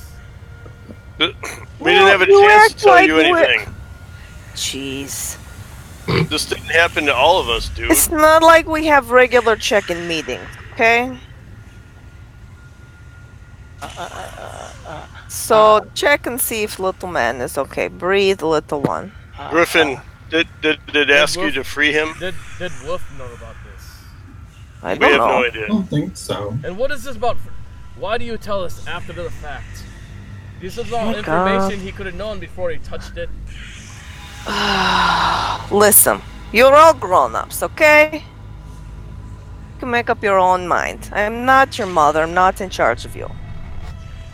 The fact is, we know very little about this, so we're not the experts. We don't necessarily we've not known who to trust, because many people in town are in on this and probably know about it. So we would put ourselves in danger if we went around telling everybody about it. And so you kind of, at this point, know as much as we do. What happens when you're under Griffin? Tell us. I saw a form. Dark. Everything was really dark. I couldn't breathe. And he asked, or whatever it was, it asked me to free it.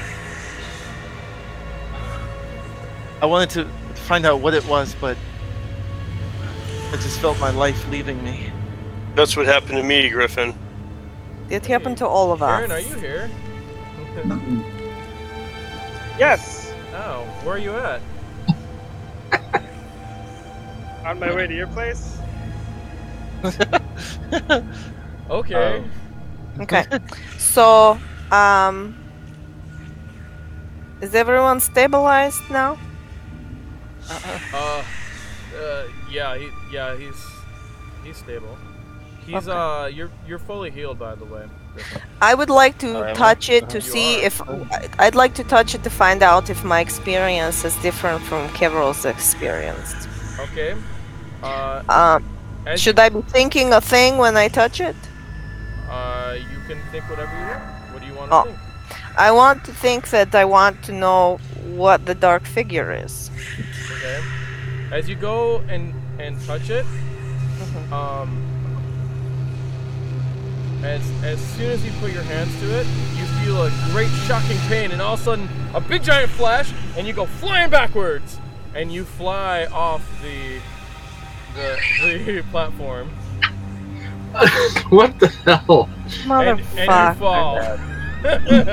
Well, then I cast Feather Fall. You are actually unconscious. So Oh, you fuck. actually, Oh no. Guys! I'd like to try and grab her and at least break her fall. Okay. It's probably so. What did I just fucking say? It's Oh, no. Don't worry. It's actually not gonna matter. You didn't even have time to grab her. The flash was so loud. We're just gonna say it's not gonna matter. Trust me. And you guys are like, oh fuck, right? And so you guys hurry up. Actually, you fly down, right? I'm sure that's the first thing you do. You just drop down to go grab her, and she's fallen, and all of a sudden she goes to a stop and hovers above the ground. Oh, I'm under a spell. Seemed like a warning. And then there's like to the smart people, which probably Criella, I think you're probably smart enough for that. To the smart people, it just dawned on you how this other guy that ran from you, how he got away. You realize that this area here stops your fall, and he must have known that. Just jump straight and down. so he just jumps. It's like the realization comes in because this only happened a week ago or like 2 weeks ago for you guys, but you know that's been 6 months or something, so you'll never put it together. I don't think. So the anyways, floor is floating. You come conscious with like 1 hit point, Vhajjharma. With one? With one left Yeah, or one hit taken point. away? It's not gonna matter, but you do have 1 hit point. Wow. Left? One. Yeah. Yeah, indeed, 1 hit point. Fucker. One Okay, is so then what? It's not gonna matter. There's no combat. You're gonna have time to rest. Don't worry. So let me make sure everyone can see this here. 'Cause I don't think everyone's shared. So the bottom of the chamber is this thing here, and there's all these symbols on the bottom. I remember Nice. that. We tried writing them down. So can I like flip over and identify them? Yeah. They wake you up, and you're like hovering, and they notice they can just glide you along, just like the rock upstairs. So Whee, I'll just float around Yeah. identifying the you symbols. float. You cast Identify. Yeah, So with you're- my 1 brain cell left. Well, it's fine. We'll just say you saved 1 for this. You went back up and rested. It doesn't Saved really the brain matter. cell. You guys will have time. You guys got like 5 more days, so it doesn't matter. And gosh, I'm gonna have to go open that door. But basically, you get the same images that you got of the dwarves like carrying stuff around here, but this one's a little bit different. The images that you got, so you do know that. So normally identify, it gives you a lot of images and tells you what an item does, and you kind of know it through the images and stuff like that. In this case, it's a little bit different. It gives you images of the dwarf looking at the dwarfs looking at this place, and they look down in wonder, and you see them throwing a rock down and it floating, and you see some of them reading the symbols, and then you know the image actually goes back in time. It goes back further than that, and you're able to deduct that. Can I read it? No. I It's doubt not it. I mean, it's not dwarvish. This is her images for identify. So, it goes. Your images go back further than that. You know that this place is some kind of magical place of worship, and these runes keep the stone above erect, and that's what they're here for. Of course they do. Of course it is. Sure. And Why not? You get images of people in purple robes making these runes. Okay. And as you pry deep, you look from behind this person scrying these robes. I mean these runes, and the camera like kind of pans around, and you get a look at their face. As you look at their face, you see a bunch of tentacles coming down, and then you snap out of it. Oh, Really? fucking Tentacle mindflayers. monsters. Tentacle monsters on a phallic symbol. Who And made this story? You guys can think about that for a sec, and I'm gonna go open the door for Baron. Oh, I'm thinking about it. Somebody drag my ass out of the space camp. Awesome. So you went into an identify trance. Yes. Really? Yes. So, Can you Kevril, write down? would you like to explain how your experience differed from mine? Well, I didn't fly off the platform, so that's number one. The obvious reason. But I did get an image of being trapped within the crystal and almost swimming within it for a moment before I was forcefully ejected back. So perhaps that is a bit of an answer towards what is the dark creature trapped inside asking us to save it. It's a mind flare. Some Medusa face creature created. I've never encountered one myself, but the legends that I've heard, those are nothing we want to mess with. What do you know of these things? Just rumor and legend that they, and this would be what my character would I'm probably... like yelling up to you, I guess, from floating around underneath. I don't know how we're I'm sure we talking. came down. I'm sure we came down. I guess I can message you and be like, what the hell's happening up here? I'm sure we came Let's down. chat. I'll just lounge here and float in the air. Very well. Why not? Heal up. Yeah. They're able to, from what I know from legend, the rumor has it that they're able to eat your memories and know what you think and what you have, your deepest, darkest fears, and use them to. That sounds swell. No, thank So, you. No. Vhajjharma, can you write down any of those symbols that you've She seen? already Because did. if they're dwarvish, I can read them. She already did, and no, you can't read them.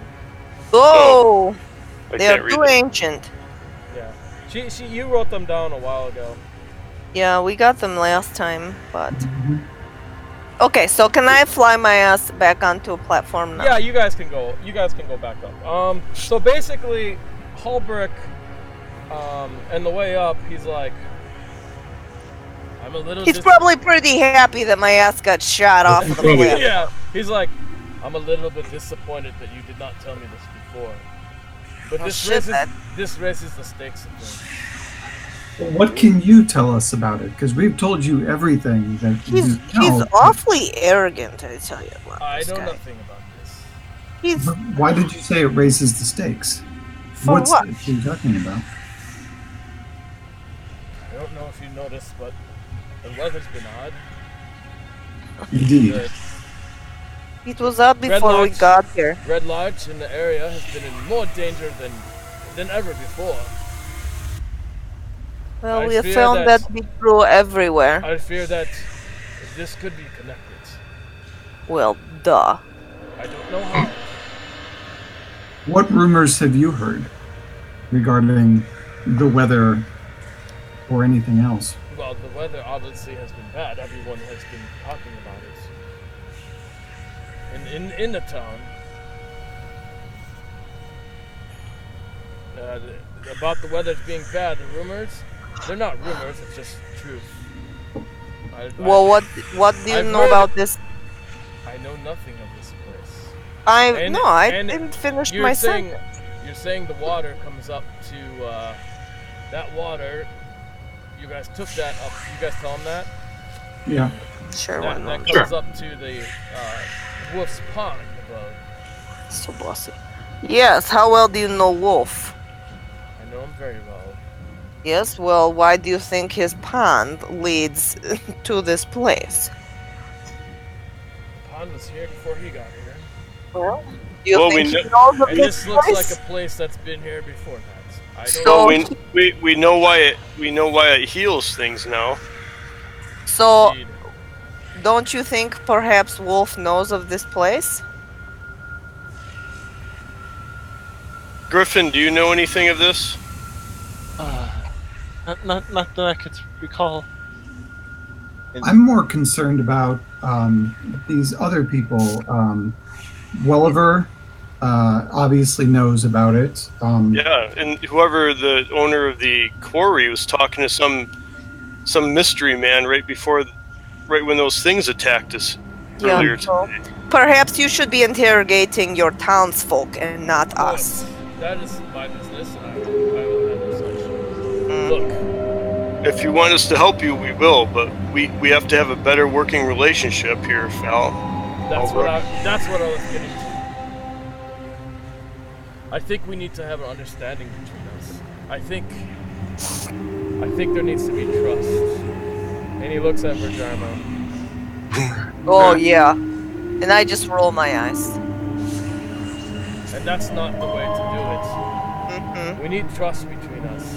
Well, considering we tell you the truth people. and you question everything we say to you, you don't trust us, how we trust you back? We tell you the truth, we tell you everything, we tell you all the things we know, you don't believe it's everything.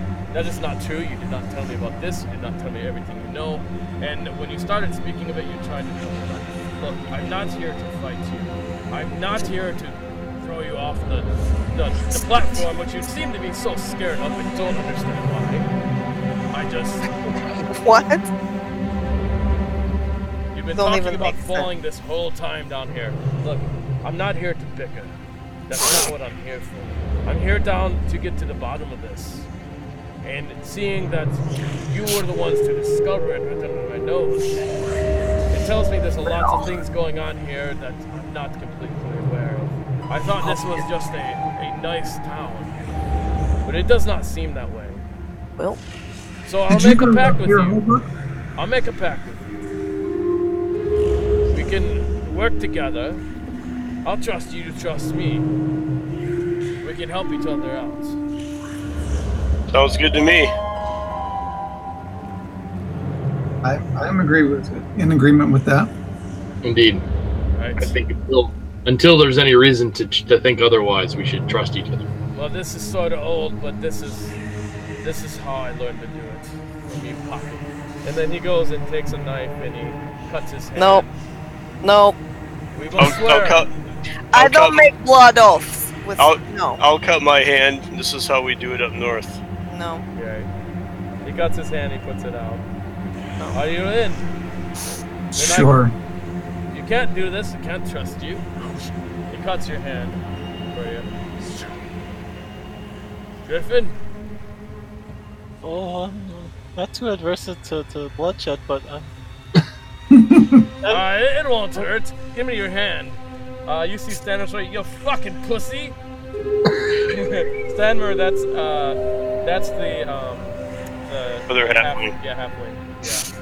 Yeah. okay. Yeah, and like I guess I stick my finger out. Alright. Boom, he does it. He cuts your finger. I try not to faint. Like single finger. Alright, and then he goes down to Stanimer. It's like, alright, go do it! And he cuts Stanimer. He puts his hand in a circle, and he cuts his men. One of his men is like, I can't do it. I can't do it. I swears it! He's like, get over here. And he cuts his hand, and he puts it in. Vhajjharma. No. If you don't believe my yes, then you don't believe my blood. So, I've given you my answer. I will do what my companions do, but I will not shed my blood for you. It's a shame. That's the best you're gonna get. Then we make a pact. And I can offer you one more thing. If you would like to become a harper, I can make it so. Well, I'm as much as that's a very tempting offer. You guys are like next to the purple thing there, so I'm doing this. I have no problem having a relationship with the Harpers, but I prefer to keep my own counsel. I think we're better on our own. Alright. There are benefits to the Harpers. Undoubtedly so, but at this point in time, I think I need to prove myself if I truly want to become a member of an organization such as the Harper. So in time, perhaps we'll revisit that if the offer still stands at a later date. Yes, of course. As long as you remain worthy, of course. We should go. We got business to do. Did we find any other paperwork or anything up in that enclave you guys took it all. The paperwork were just designs of the platform and failed designs of the platform. Also drawings of the runes downstairs. Alright, so we actually have a little bit more explanation runes. What they think they might be, but it's just like these are magic runes for controlling the magical weave and stuff like that. It wasn't anything. You don't think they actually figured anything out, so. And you do know that some papers were missing, too. Right. And I'm gonna... Most likely. Holbrook, when we get back upstairs and back into the town, I'm gonna go right to the place where I saw the mystery man talk with the woman from the quarry and see if I can track him, but you've got to talk to some townspeople to see if they know who that person is. See if they've seen him around town before, and I'll give them a description. I know or who maybe they are. I will find them. I'll handle them. Let me research what you say. Let us not let it be known that I know. Let's a good idea. Quiet. Good enough. Probably a good idea. Yeah. Is there anything else you'd like us to do in the meantime?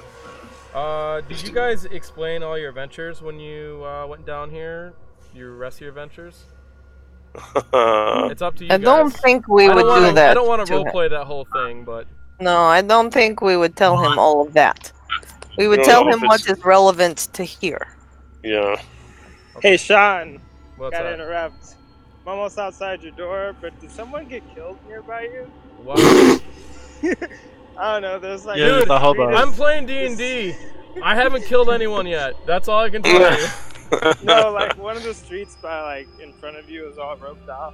No, they do that. like... They do that from time to time. You've never seen that? Really? You live right by No, me. I've never seen it. I've I thought seen someone it. got killed. So Okay. we're by the expressway, and people, you know, get off the expressway, and there could be a car chase and shit like that. So. Okay then. Could be someone killed for all I know. I don't know. Well, good to know. Yeah. People get killed everywhere. And yeah, I'm guessing where you live too, actually. Okay, so are we doing this still? Doing what? I don't know. What are we doing now? So are we you guys going back coming to Red up. Larch and we're He going basically south? tells you he's going to keep an eye out for things, try to find out more information on his own, and he wants to keep this sort of quiet, and that's usually how he takes care of something like this, but this is pretty unusual. He doesn't think it's a good idea to let everyone know, because if there's more people involved, then, people are stupid and they'll try to jump in Right. and do that. So yeah, or they'll be able to cover their tracks. So he wants to get all Right. the information, figure out how deep the snake goes in the hole. the next step for us then is we have to go check on Wolf to see what he's up to, because that other priest is doing that ritual I spell. feel like I want to rest. I have 1 hit point. I Yeah, understand. you got 5 more days before you take We off can go anyway, check so, on Wolf and this other druid person. well, I'd like to know, but Yes. So I'm we have not to going there until I am fully rested in case the guy turns out to be You're crazy. gonna get rest. Don't worry. You don't have to worry Vhajjharma. about that. So don't. I understand we're gonna rest, but what I'm saying is we have to check on Wolf and see how many days are left until this other ritual. Alright. If he's not able to do the recon or go, is it where it was going to happen? We're going to have to do that now. Alright. Because now that we have Griffin and he can kind of infiltrate and we can be on the outside looking in.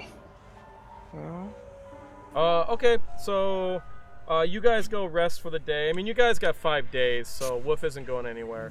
Let's say you guys go try to visit him right now. He's sleeping. So, and Thistle tells you, or is that his name? Knock, knock, Shawn.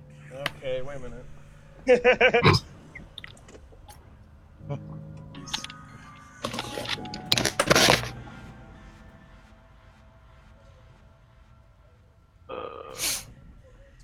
Quite the interesting thing that's unfolding. Alright.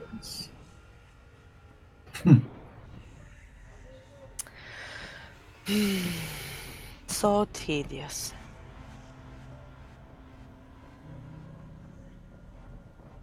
Anyways.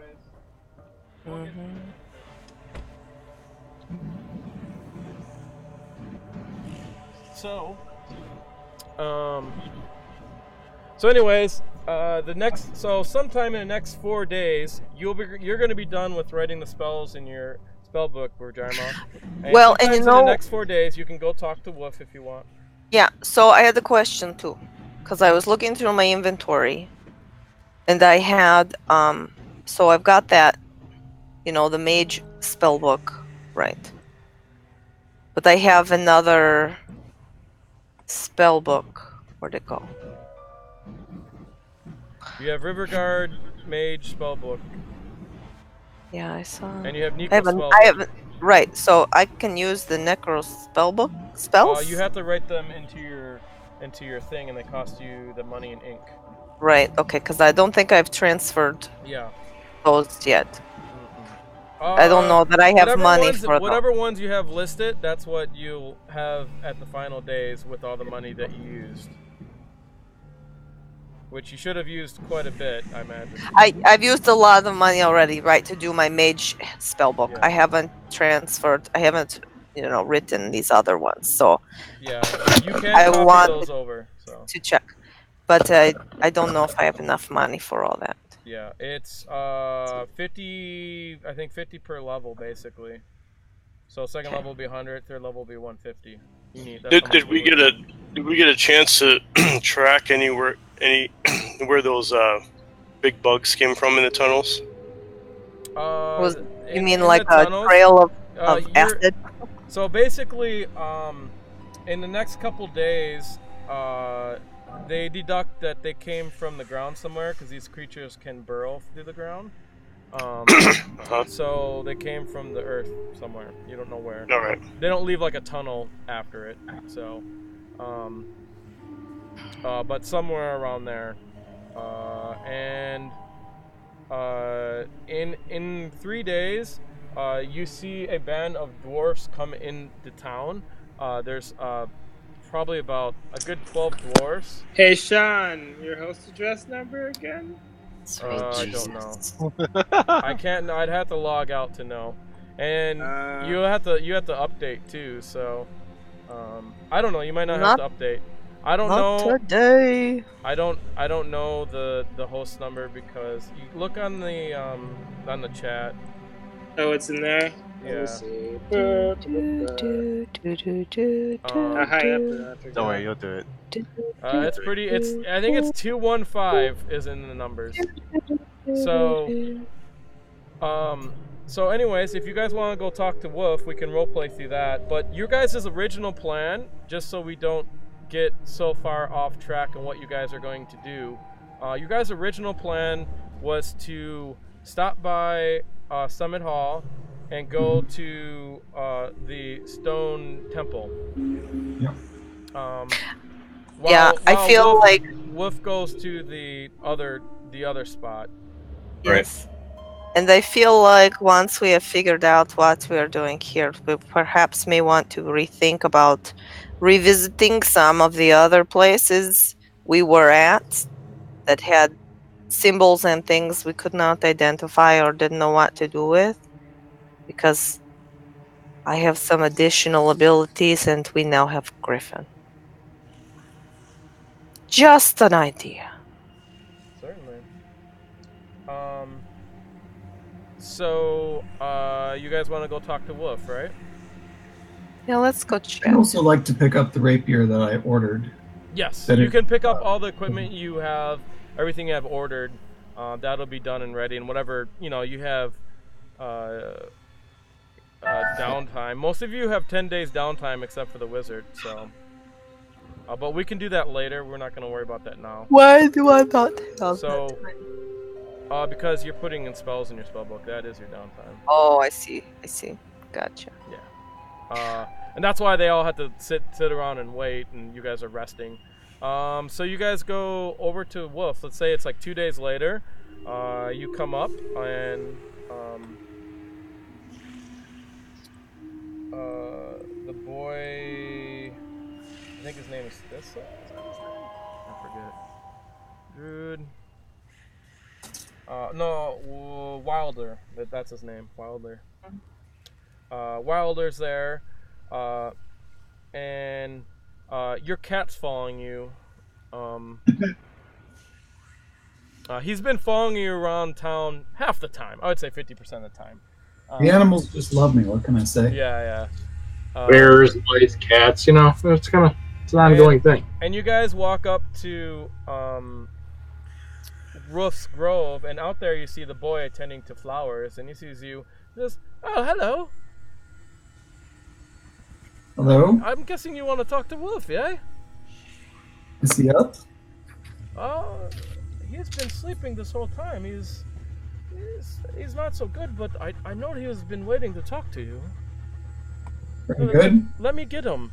And then all of a sudden you see this big creature around the corner, and it's a big old bear comes thumping around, and he's like, "Grr." And stuck on his nose is a pot, and he kind of sees you. He puts it down, and he kind of drops it.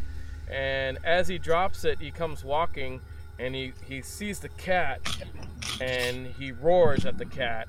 You see a big. I don't think I have it. Do I have a roar? No, of course not. I don't have it on this thing. I have a horse.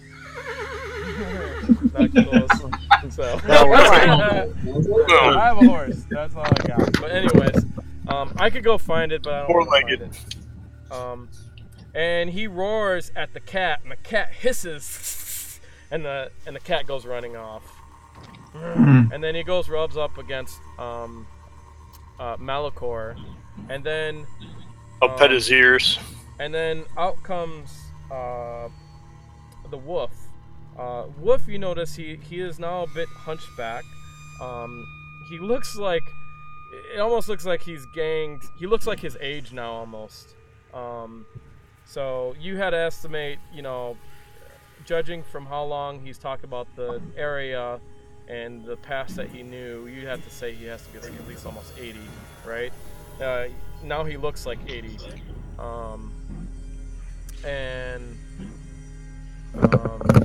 He comes out, and you can see Wilder helping him to a seat, and he sits down. Sit down. Okay. So, would you like some weed? I'll take some. I'll take some, Wolf. Wilder, You were able to save the girl? Wilder gets him the weed pipe and gets it packed. Wolf, Yes. it looks like saving the girl took its toll. Yes, I did. I haven't had to cast such magic in quite some time.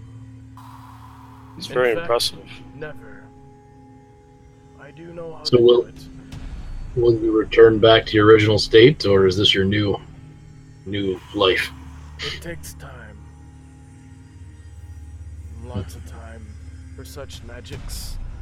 I needed to talk to you.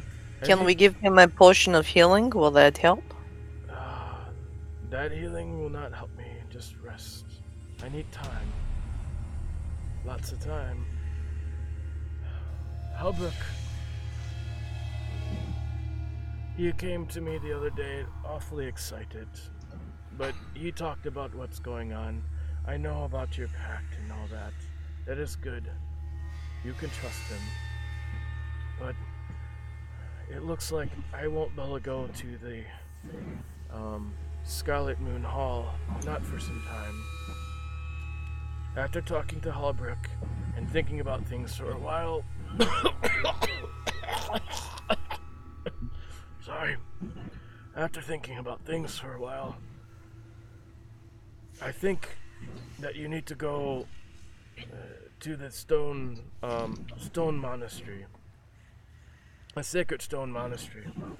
I think you should head there first. Find out what you can find. And by the time you get back, I should be better. And we can both go to Scarlet Moon Hall.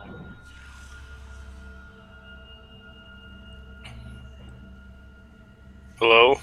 Hi? Can you not hear me? You froze. What'd you hear? We gotcha. Everything. That sounds good to us, Wolf.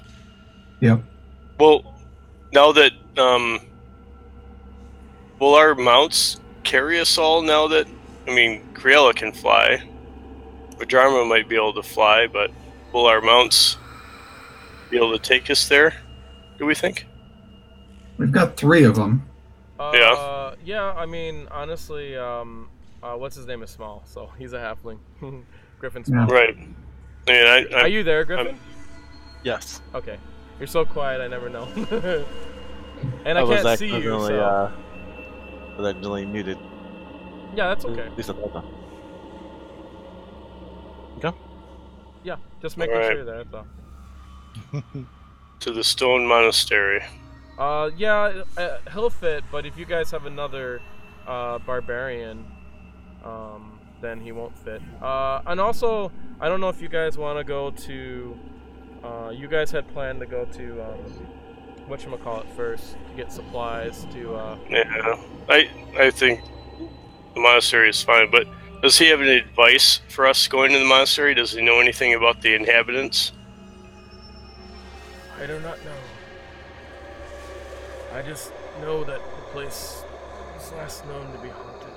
I don't know by what. Yet another haunted. Yeah. It is one of the... Indeed, it is one of the 4 haunted keeps. And do we know where this one's located? Or no? Vaguely. I'm not sure. Do you have any maps? Is there anyone in town that would have maps? Would Would Eldridge have maps? I think he gave you the Desert and Valley map, so you guys have that. That's here. Let me share that with everyone. You know about where that is then? No.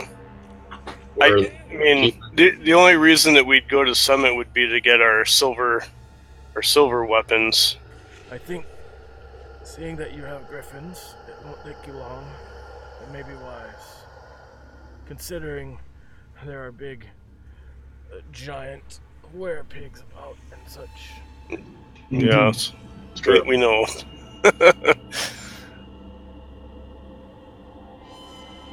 Were-pigs. Perhaps you can ask the knights. I do know they patrol the area. They may know more. The Feathergale Knights? No, Summit. Oh, the Summit Hall. The Feathergale Knights. I don't think you'd want to fall in with them. He kind of looks at Vhajjharma.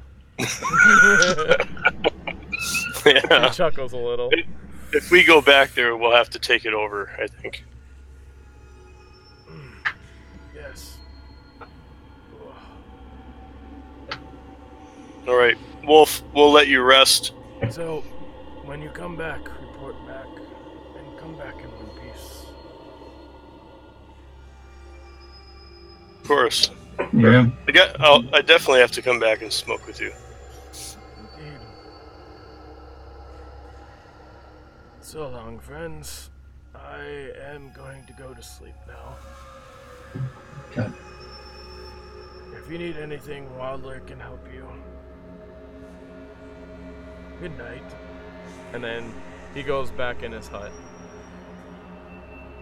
Indeed. And Wilder Sleepy. helps him in. Wilder comes out, and he has in his hand he has a pot. He comes in, brings you a pot. He's like, "Hi, the wolf wanted you to have this," and he gives you guys each 2 potions of healing. Regular potions. Nice. That's good. That's very kind. Yeah. You can, if you want to do a superior, you can do that. It can be either 2 potions of healing or 1 superior, up to you. Which is, it's basically double the same potion. I personally think it's better to have separate potions because if you go down, you can use another one to go back up. Also, he gives you guys healer's kits. You guys each get a healer's kit. Nice. Wow. That's good too. That he specially prepared. It's a little different than the regular ones you get from the temples, but it's definitely worth money. So, if you already have the healer kit, you don't gotta take it. But they're good for 10 uses, and basically when you're unconscious, it makes you stable. It doesn't bring you to 1 hit point.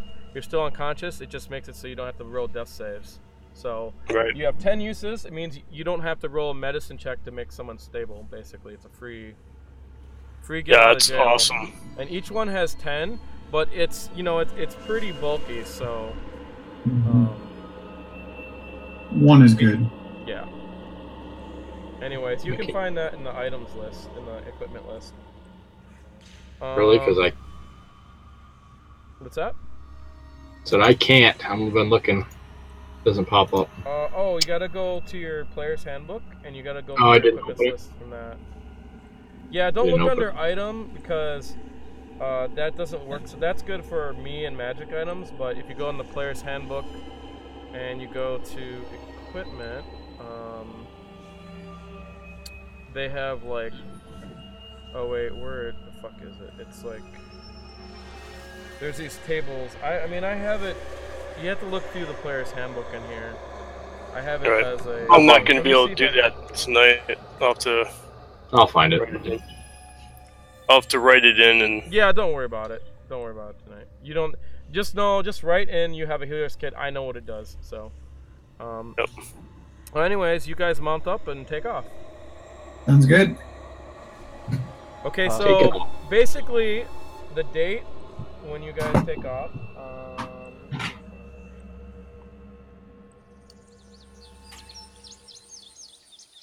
Oh, that's how nice it sounds. Yeah. It's not so dark and gloomy now. You guys take off. It's a very nice day. You take off on the 11th. So now, today is the 11th of Mithro. Yeah, it's like coming up to summer. It's a nice day, about 70 degrees out. The air is clear. It should be a good flight.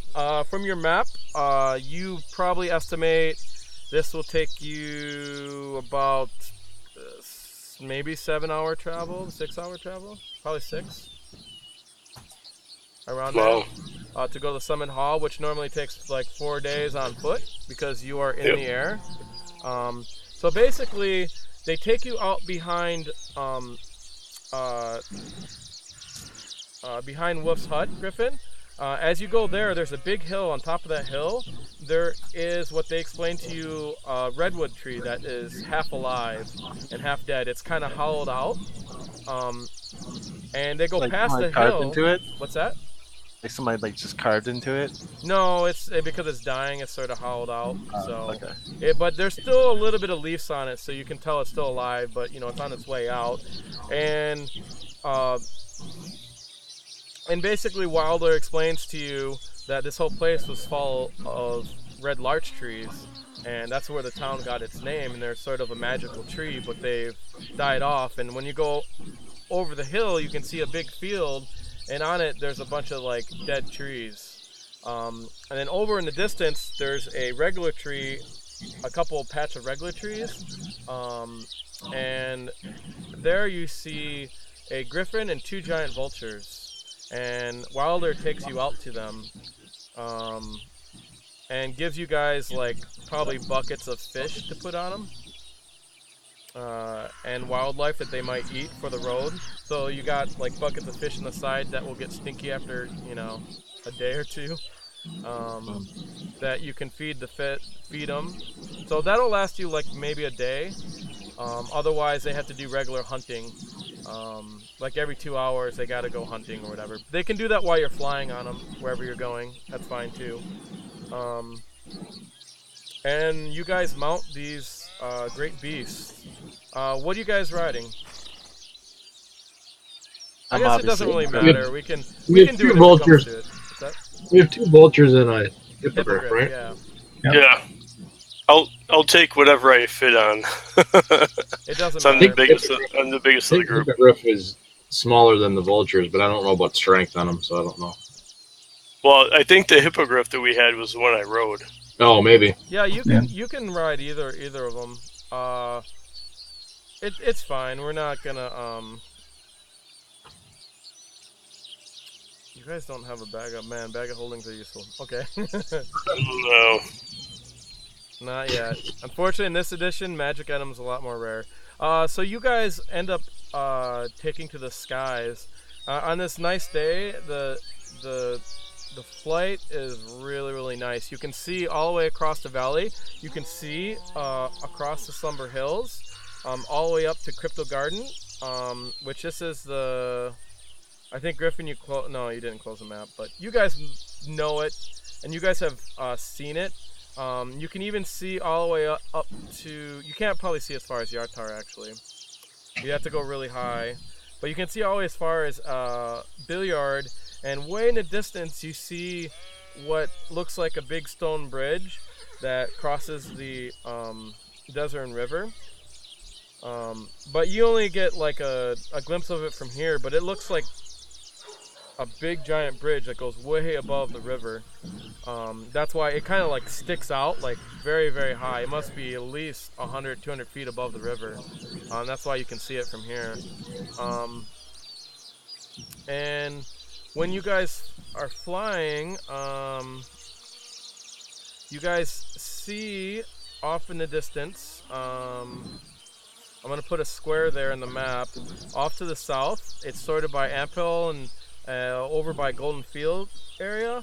You see what looks like to be some kind of winged beast, like a dragon-type beast flying way in the distance on a clear day. Goddamn dragon. Same one. Might be. How far away is it? I mean, it's on foot. It'd be like a 4-day travel, just about.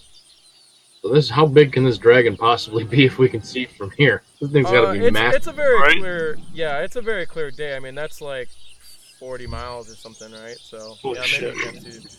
Yeah, you catch a glimpse of it.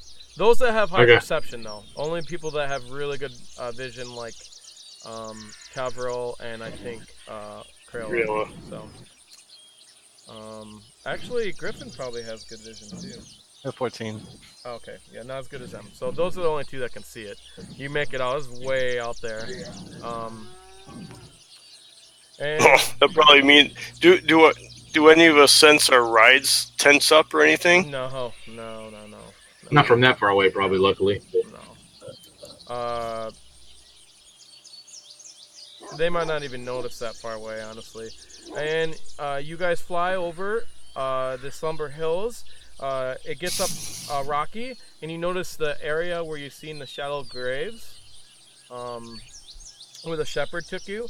And then you cross over the Desert River. The Desert River is a huge, wide river. It's probably 400 feet across right here.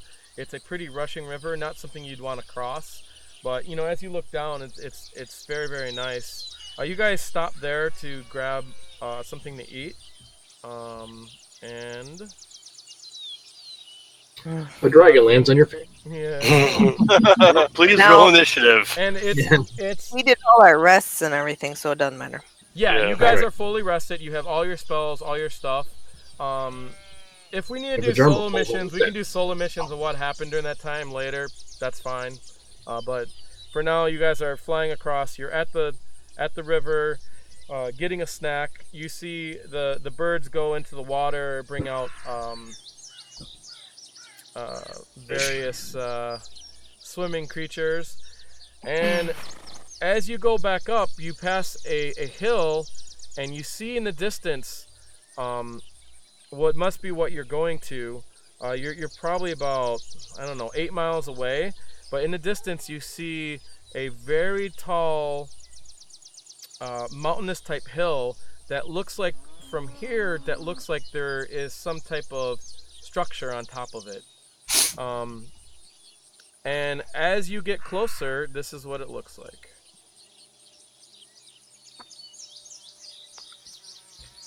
And you recall the knights telling, I don't remember what group, but the knights telling you guys that you can't miss it, and so this must be what he's talking about. That'd be true. Yeah, no kidding. As you approach Summit Hall, you see on top of this large mountainous structure that has obviously been carved into it some type of stronghold. A large stronghold stands on a huge rock jutting out of the land in the southern region of the Slumber Hills. It consists of many different rooms. You can see from, as you guys go by, you can see people waving flags.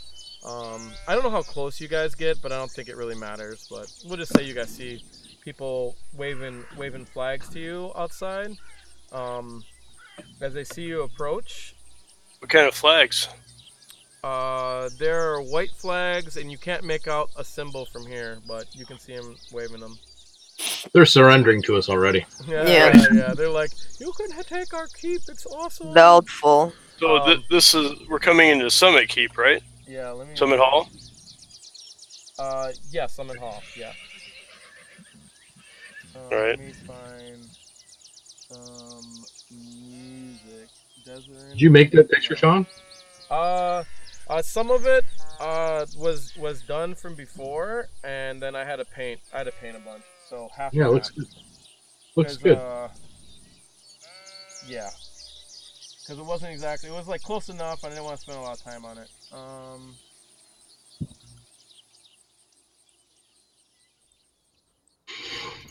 All right. So when you guys approach, let me give you a map. That is the wrong map. You fucking... I got a map all prepared, and then it like... Oh wait, this is... I can use this.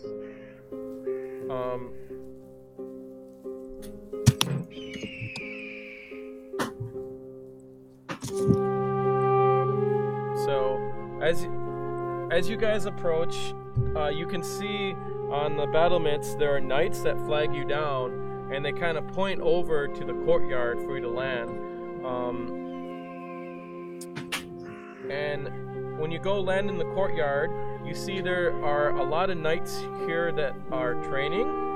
They all kind of stop their training to take a look, but then quickly their sergeants puts them in order, slaps them in the face, and knocks some of the knights down.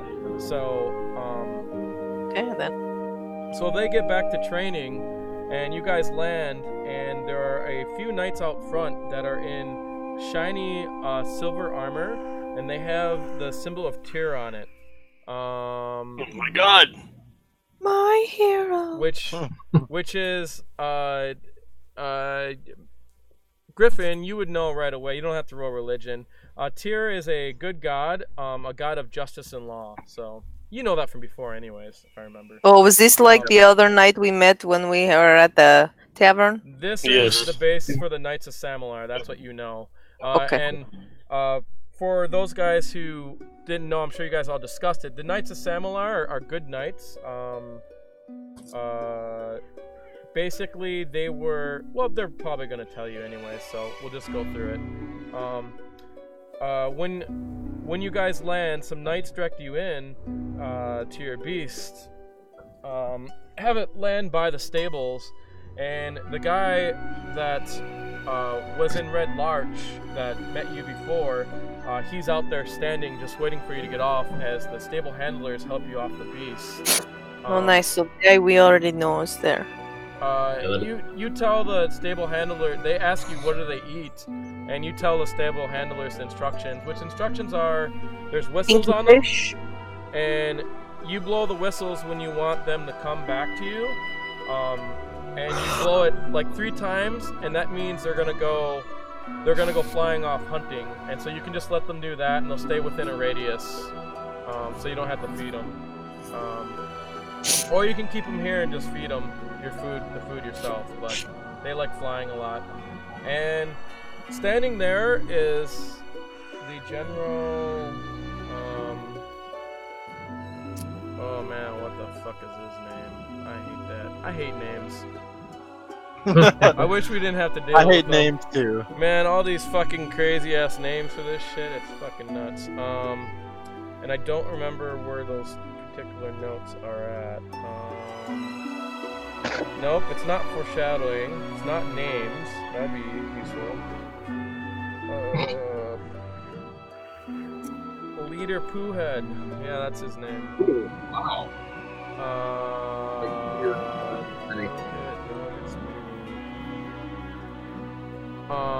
Oh, his name is Sabel. Sabel Stormshadow is standing there.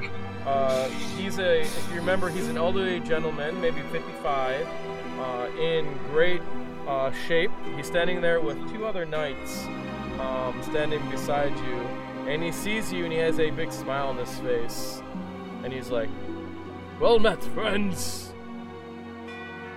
Good to see you again. It's so great you could come. Welcome to Summit Hall. Here stands before you a building that has lasted centuries and now home to the Samalar Knights. As you know, I am Jezebel, and these are my 2 helpers, Garth and Kunjin. Well met, we greet you. Lady Urzin Stormbanner awaits you inside." Very nice. And one of the knights goes and grabs Malichor and Criella by your guys' arm to escort you in. My lady, if I may. Thank you. They grab you by your arm to escort you in. So. By our sword arm, right? No. Oh. No, these guys. Okay. They're so this is a pretty big keep. You know, it's huge, and you can tell it's full of knights, so they don't really fear you at all. All right. There's none of that stuff going on here. You don't get any sense of that. You can roll insight, but outwardly, that's exactly what you feel. So I'll roll insight just because I want to see what people think. Okay. Except I can't get to my character sheet because my... Let me erase that. I roll it for you. Thanks. Yep, you 7. find Sweet. you. And you guys come upon big, huge doors. These doors are made of metal with like a gold trim and the symbol of Tor etched on it. Tyr, I'm sorry. Tyr etched on it. It looks like the recent etchings are a bit more recent. And then Are there any traces? Are there any traces of what maybe was on there originally? yeah, you can make a what is that? That would be a perception check to see if you can make that out. Okay.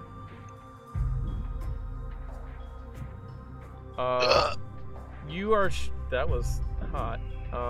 You are definitely able to tell that the markings underneath are. Well, there's definitely markings underneath. You can get a picture in your head. Mm-hmm. What they are. We'll just use that roll. It's fine. You believe they're dwarven.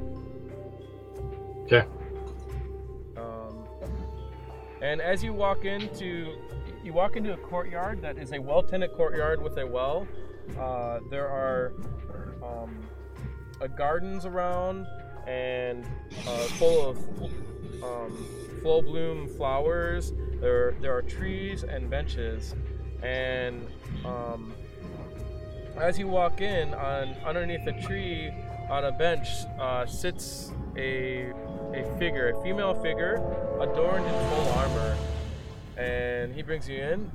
The lady awaits you. He walks you up to the lady, and she looks around, and you see a woman in about, you'd say about her 60s. She seems human. She has long flowing gray hair. She doesn't have a helmet on, but she does have full plate on. It is silver. You can see the symbol of Torm, which is lightning. Tyr. Oh, Tyr. God, why do I keep Torm? Torm's not even no. You see, it's like a fist like this with a lightning in it, I believe. She stands up and she says, "Well met." I'll go to one knee and bow to her. There's no need for those pleasantries here. Stand up. I take it you are Malichor. You know more than we do, Madam Storm. I've been informed of talking. who approaches the keep. Yes, we're quite aware. As you can see, we can see many miles around us. Not very many people can come here surprised. And you must be Vhajjharma. And she looks to you, Vhajjharma. Okay, I nod my head. Good. Yeah. And you are Criella. And looks at Criella. I think, my lady, we were told that you could assist us. Yes, I've heard all about it. And Kevril, and looks at Kevril. And you young man, you're. Huh? Actually, my soldiers couldn't remember your name. Actually, It's Griffin. Griffin. Griffin. Ah, well, welcome to my humble abode. Would you like to come in for a meal? You're very kind, madam.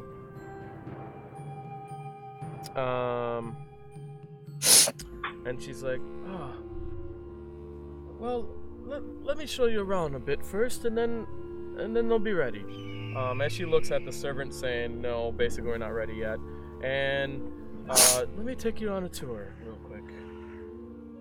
She brings you inside, and inside, it's a immaculate, I'm gonna try to open some rooms here. She shows you the inside of the castle. She tells you that this room here is where we're going to eat. That's the dining hall. The rooms over to the south, those are the bunks. We have a big, what is this? A big planning hall and also a training hall right here when the weather's bad. And then the kitchens are off to the left. She brings you up to the upstairs. These are our rooms. If you wish to stay for the night, you can stay up here. She brings you to the top floor, which has rooms. Other rooms are for ornaments and battles and other various business rooms. The temple is upstairs also.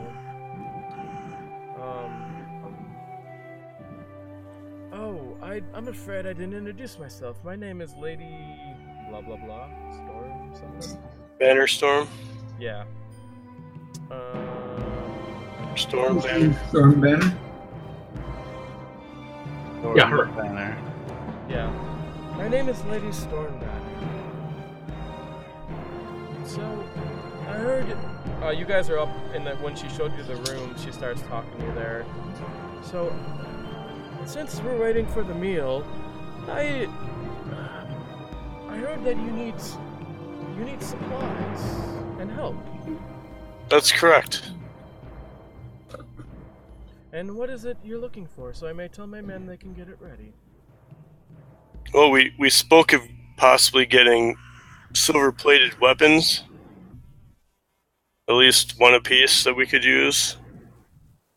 We need, hopefully, get some help with some expenses for our travels, and potentially contact information for the towns that we're going to be going or visiting along our journey. Contact? Okay, People, informants, people we could reach out to as we travel from town to town. Let's see what I can do about that. I'll prepare a list. And you'll have the weapons you need. And is there anything else? Anything and everything you can tell us about this valley and elemental magic. Oh, that might take a little bit more than what I need to prepare right now. Why don't we say we head to dinner? Very good. So she goes back downstairs and brings you into the dining hall, which is ready.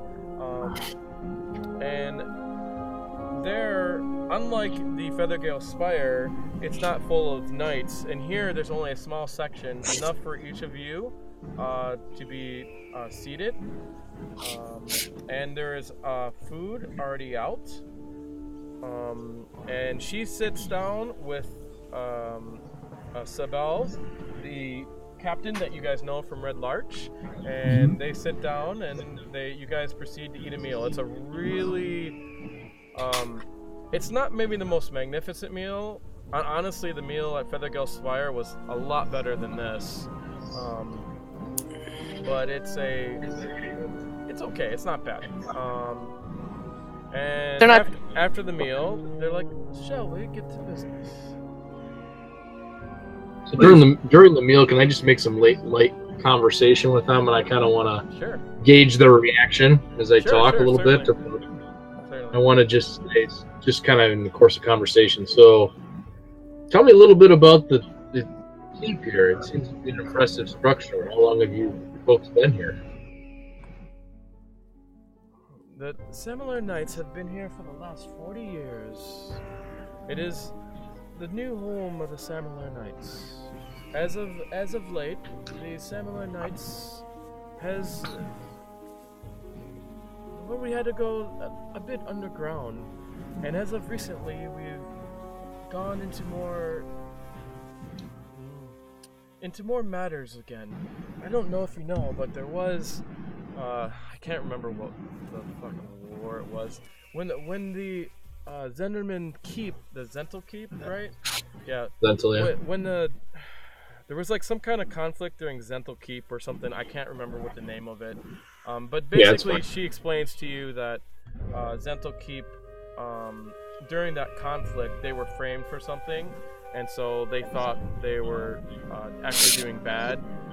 And it turns out they cleared their name and stuff, and now recently they've bring their name back, and they were given this keep. I think from the dwarfs of Mirabar, I believe, something like that. Okay. So this keep has existed here for quite some time. It is quite old. In fact, within here lies Samler Calderon. The first, the one. I'm judging from your faces, you may not all know, but when the knights started during the Troll War, it was Samuel Calderon that led that war. Him and his two other brothers, Amphil and Redrick. And during that war, they fought off trolls and other beasts that invaded the Desert Valley, to be exact. And it was a war that had no hope. But if it wasn't for the genius strategy of Samuel Calderon and his brothers, they were able to fight back the trolls. But during the last battle, Rendrick Calderon died during that battle, his brother. But from that point on, they were able to make the Knights of Tyr standards of justice. So basically, she gives you a basic synopsis. Interesting. Yeah. And What do you know? What do you know about the? What do you know about the Sacred Stone Monastery? Oh, So that's our next. That's our next stop. That's one of the haunted keeps, but it's not so haunted. As of right now, there are monks there. What kind of monks? Well, they seem to keep to themselves, but we've seen them. They wear a mask, a gargoyle-type mask with tin on it. We've seen them in the area. We are knights and we do patrols of the area. Did you notice? Did you see them transporting possible prisoners or visitors within the last couple weeks? Okay, when you ask her that, you see Sabelle goes over and whispers in her ear. She's like, "Oh yes, actually, since we talked to you, we've sent patrols up along the road north of Billiard, and we found something of interest to you. Sabelle will tell you." And Sabelle goes, "Yes, it seems we found a battle, perhaps a day travel north of here, just south of Billiard. It was off the path. There we seen a dozen dead soldiers lie on the ground. They're dressed in black surcoats, bearing the emblem of the Red Axe. Most have appeared to die from the battle injuries, though some lied in small craters and jumbles of broken rock. There were abandoned and looted wagons nearby." He kind of looks at you as you go to interrupt him. He gives you like a stink eye. A couple of broken trunks sit on the ground by the wagons. And two rock carrions, one large and one small, stand atop a hillside nearby. And those And in that, the uniforms they described were similar to the ones we found in the shallow graves. Yeah. Yep. They're basically, you know that as being the symbol of Mirabar. Yep. Yeah. So basically, Griffin, the delegation was coming from Mirabar, and they basically found some of the guards' bodies, apparently, it seems. Yes, we actually have them. If you'd like, I can go show you. We would. Alright, he gets up. He goes... Starting to get a little irritated and breathing a little bit heavy and sweating a little bit. He goes down and he'll probably bring you to. Oh no, it'd be. Right, that's a staircase there. He brings you to room there, 18. He brings you in there, and you can see in there all the items they found at that grave site. What did I do with it?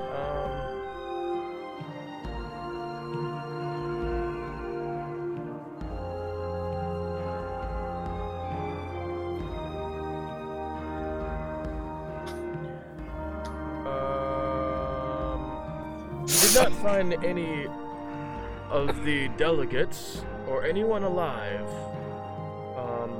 but we did find 5 dead bugbears. They were dressed in black leather armor. He shows you the armor, and they have this strange symbol on it. And he goes and he brings it up to you, and it's a triangular symbol, much like the ones you've seen. One of the triangle symbols. Not even Brennathor was alive. Was this corpse there? Here, I can send it to you. No, we didn't find any corpses or any bodies of the delegates. But we did find a body of a human woman in monk robes. And he goes and shows you the robes. There's brown robes, and we believe it's one of the stone, sacred stone monasteries monks. We've seen them around before. And he shows you it's a golden mask shaped like a snarling gargoyle face. So you can write it down. He gives it to you. You may find more use for this than us. The mask is made of gilded tin. It's not valuable, but we've seen them wear that from time to time. They usually keep to themselves.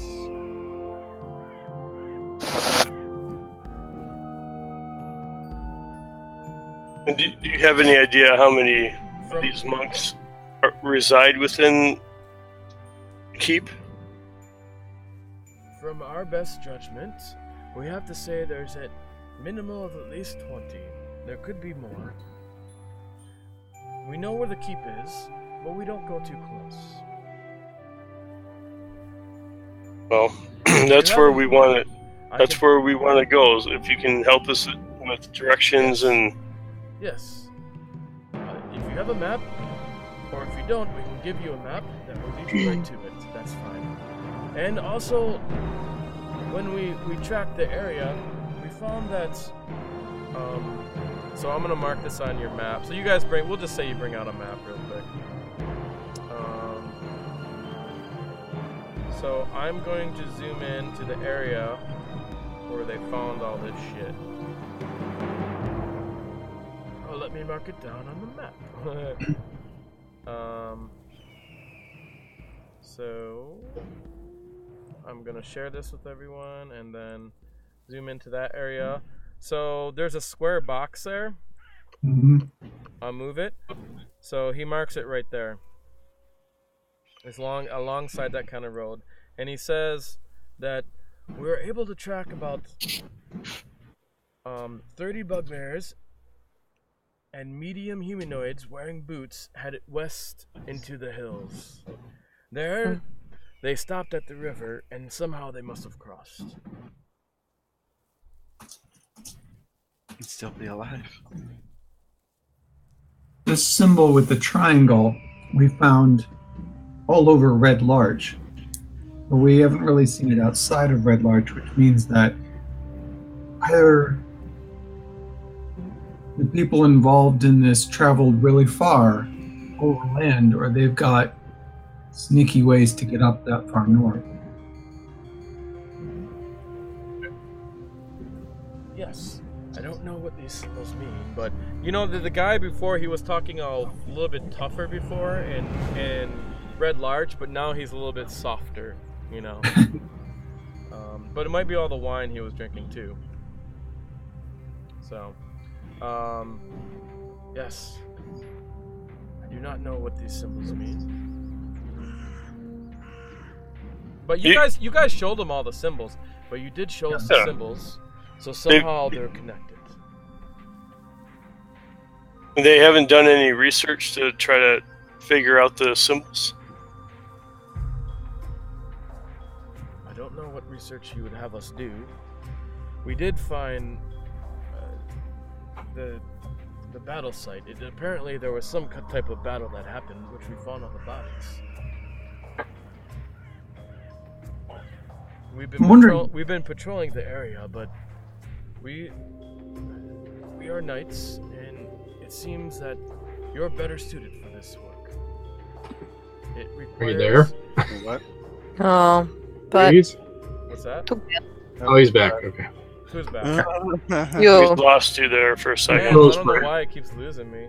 I have... Yeah, it should be connected. So say that last part again. Yeah. Where do you left off? I don't know what the last part was. The last thing that you just said. Like, literally was the last thing you just told us. I don't know what that was, but basically he said that we are knights.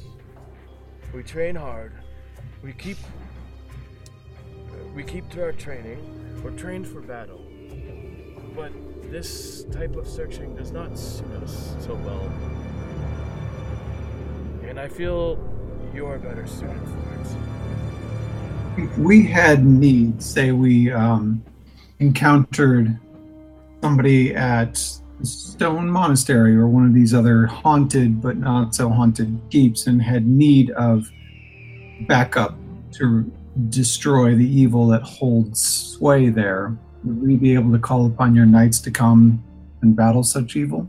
Assuming there is such evil and you can bring back proof of such deeds, yes, you can. What happens if we can't bring back proof? Is there some kind of signal or something that we can offer you? Can we design something now that if we're in a battle for our lives, we can signal you in some manner that you can come to our aid? I don't know of such things, but maybe magic? Well, does Vhajjharma, do you still have proof of what you found in the basement of the fire? What was that I had to begin with? Proof of what I found in the basement? Where? In Feathergale's fire? Trying to remember all the things that we saw. You have the Lord Commander's diary. Oh, those leaves you mean? Or you have the... letters. I have lots of those things. Yes, I can give him those things. Yeah, if those Okay. prove evil intent, then we might be able to get them to help us take out the knights in Feathergale's fire. Yes. Yeah. Does He looks at him, he kind of winces and says, Oh, and you know, they I- threw me off the I will tower, have to so have- there's the thing. I will have to have our scholars look at them. does anybody know who this queen is they're talking about between? If I may take these, what queen is it you speak of? We don't know. It's the queen that's mentioned in the letters to Thurl. He kind of looks at you weird. And what queen is that? I don't know. The Barbarian. Even though you just seen him look at the letter. What? Insight check, please. Somebody roll an insight check that's not me. I'll roll it for you. I can't get to it. It's fine, I got it. 4, yay! Yeah. I don't know what you're inciting, but you don't know shit.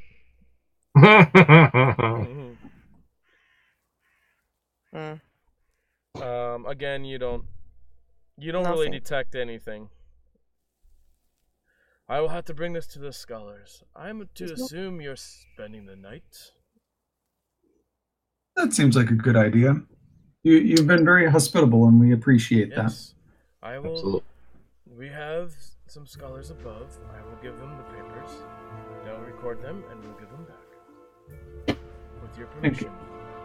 He bows down to Vhajjharma. Sure.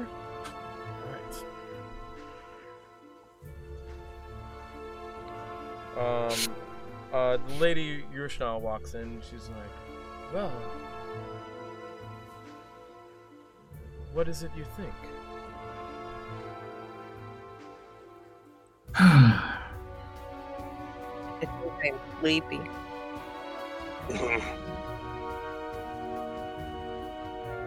I think we should definitely pay a visit to the monastery before it's too long, because it seems that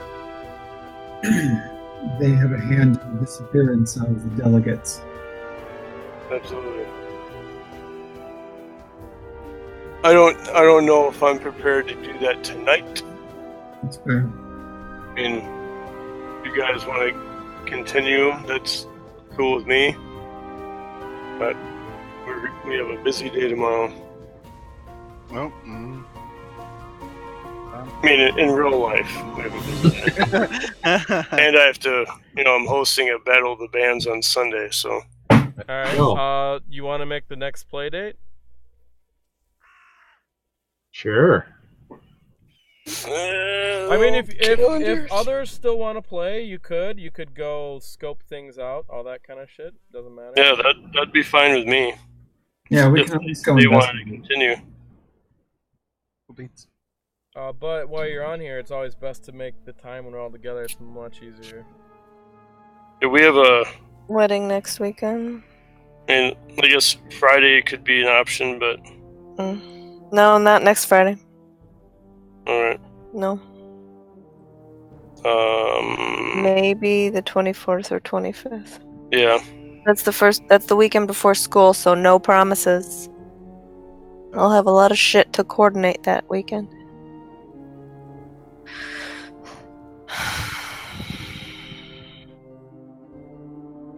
And there's always Labor Day.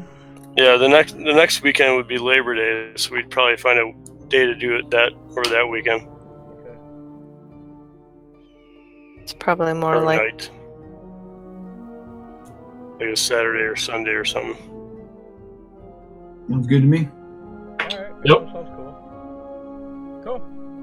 Alright, ladies. We'll plan for a big group, and then we'll just play. We'll continue on if these guys want to. Yeah, sounds good. party Good on night, wait. guys. Enjoy See the you later. chase, fellas. Yep. Have a good night. Hey, good luck. Good night. cool beans. So to continue on, they get sleepy, I guess. I don't know. Do you guys have any more questions for them? We'll just speed this part up. We'll say they're there anyways at this point. It's safe to say they didn't recover any of the text or any of the stuff they were transferring, right? You're looking for books. Yeah. It's safe to say they didn't like none of the. Nope, they didn't find any books. So that's basically all they found, is the people's uniforms, but they're pretty much stripped of any gold or anything like that. There was evidence of a battle,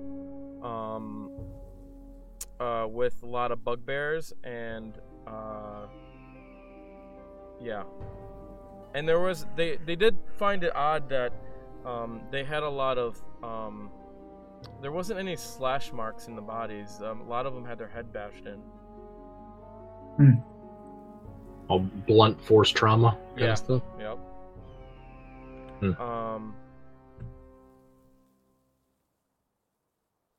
So can the knights shed any light on the history of elemental magic in this valley? Any that they know of? This seems to not be a new thing. It's just existed underground for a long time and nobody knows about it. Magic is in our way. We don't know much about magic. We have scholars upstairs that can tell you what they know, but otherwise, we don't really know. That would be great. Anything that you can help us with, because we're a little in the dark. Certainly. So they bring you upstairs. They have a library upstairs. It's a decent library. There's maybe about 200 books. I think I have another. Don't worry about the map. We don't need it now. So I don't want to like go looking for it if I don't need it right yet.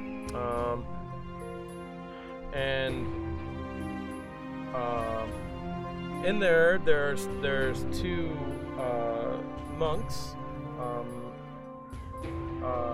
Right now they're just talking with their feet up on the table. They're laughing as the door opens in. All of a sudden they're quiet and they look up and they're like, oh, and then Sibel kind of looks at them and kind of gives them a stink eye, and they're like, yeah. These people have questions for you. Answer the questions as truthfully as you can. And they're like, yes, sir. And they kind of get up, all prim and proper. They come up to you, and they put out their hands. One is a skinny, elderly gentleman. He's perhaps about 60, 65, human. The other one is much younger. They look very similar. You can tell they're related. Maybe he's the father and he's the son. You're not really sure. He's balding, but you can see they both have the same blue eyes. He's like, oh, how can we help you? What can you tell us about the history of this valley, especially elemental magic within this valley? Well, my name is Gunther, and this is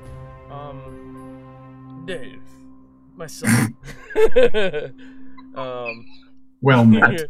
Actually, I have a name table. Let me use that. Dave. You guys should maybe write these guys down. So I'll use a name table because I got one, man.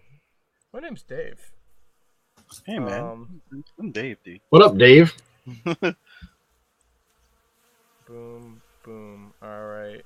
Got some names here. I'm Godfrey, and this is Miles. Your names, please? Bob, Pete, Harry. Bob? I am the Pete. Pete? He looks down at you, and Harry. It's nice to meet you. Sit down, we can discuss what you need to know. Very good. So, what is it you need to know? The history of this valley, and anything you can tell us about the history of elemental magic in this valley. Ah. Alright. You have some time, then? If it's important, we will make the time. Okay. So, basically, he goes through the history of the valley.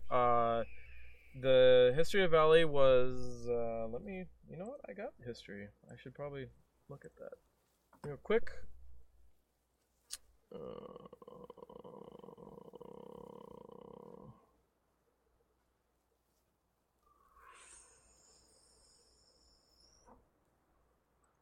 Venture background, maybe?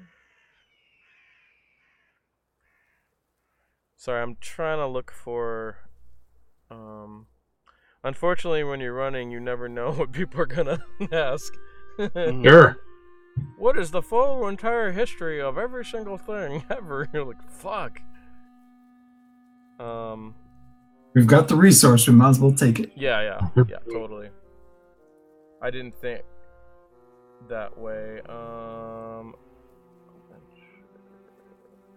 It's in here somewhere. I bet you it's... Oh yeah, this is probably it. Yep.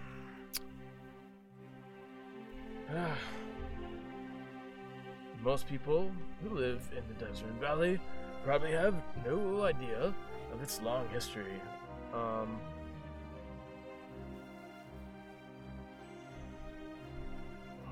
Old-timers nodding sagely by the heaths of the local tap room sometimes observe these lands.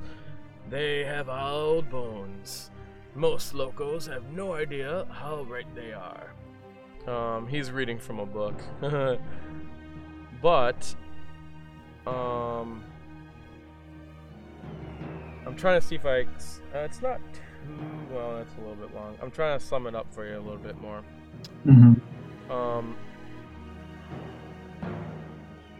While some truly ancient ruins in the area go back to the days of the first great elf kingdoms, none of these figure into this book.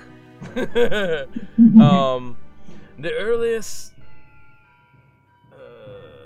this used to be the kingdom of the Belzemer dwarfs, which were founded back in negative 4,420 DR. It is currently 1491 DR, over 5,000 years ago.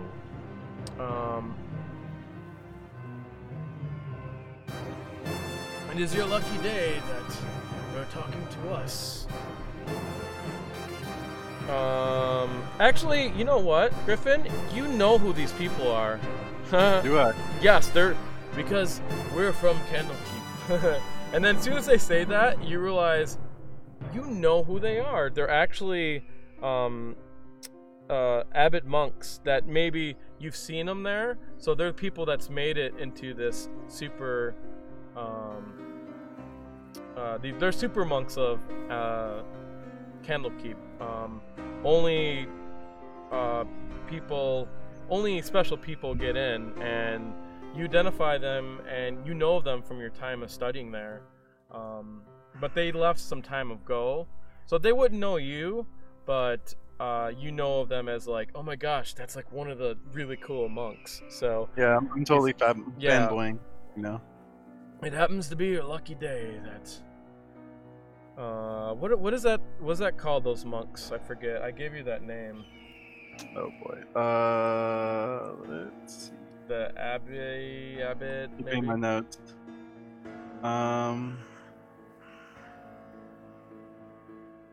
Oh no, where's my notes? I mean, we can look it up later, but we'll just call him that abbot. You have one of the abbots of Candlekeep here. And only a handful of non-dwarf sages even know this information.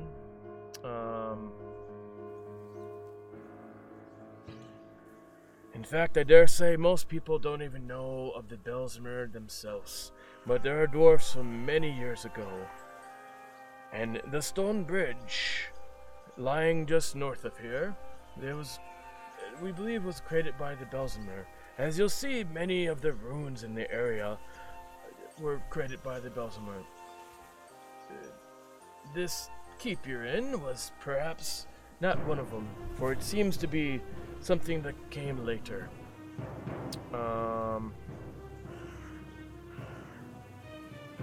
Also, there are famous ruins where many adventurers have gone to, known as the Halls of the Hunting Axe, which is north of here. Those were part of the Belzemer ruins.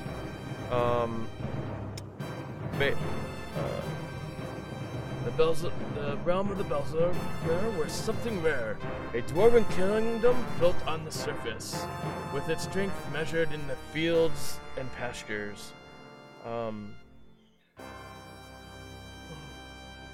From what we can tell, it prospered for a time, and which it fell, and they went missing. But it is known that they survived for quite some time after that, and frankly, we're not entirely sure where they went. But we do have evidence of them in the area, even past that. He shows you some books that has some drawings of some things found.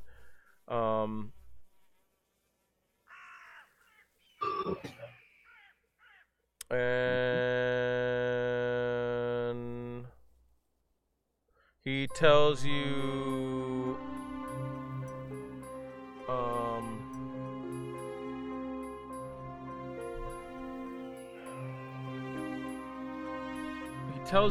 about the haunted keeps. They've been here for quite some time. We believe they were taken over by the Knights of the Silver Horn. We don't have much information on them, This was many years ago, approximately 893 DR. By the way, you want to definitely maybe write all this down. Just because I gotta paraphrase some shit and all that crap. Knights of the what? What's that? Knights of the what? Knights of the Silverhorn. I know Chuck writes down really good notes, so it's very useful.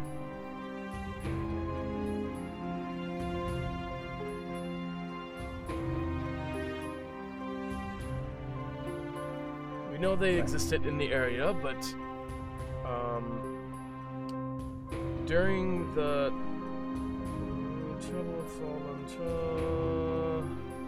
Orgulfast War and the First and Second Troll Wars, there was a series of vicious drow raids in the area, and the settlements of that was 942 DR. The settlements of the Desert Valley has been all but wiped out, and we believe around then was when the Knights of the Silverhorn were no more.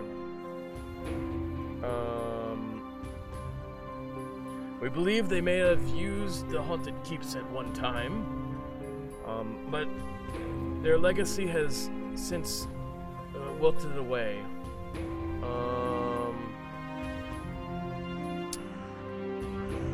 Blah blah blah. So much fucking history shit.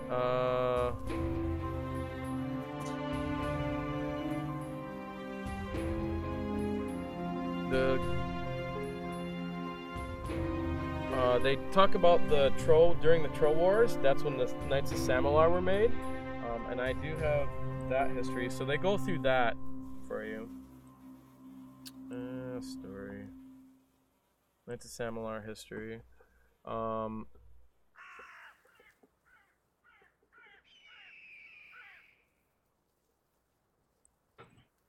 just write this down if you want to just read through it.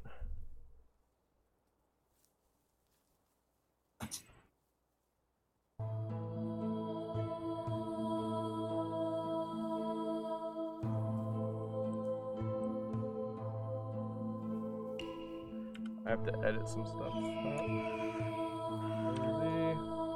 Sorry guys, this is a boring history. No, you're crap. fine.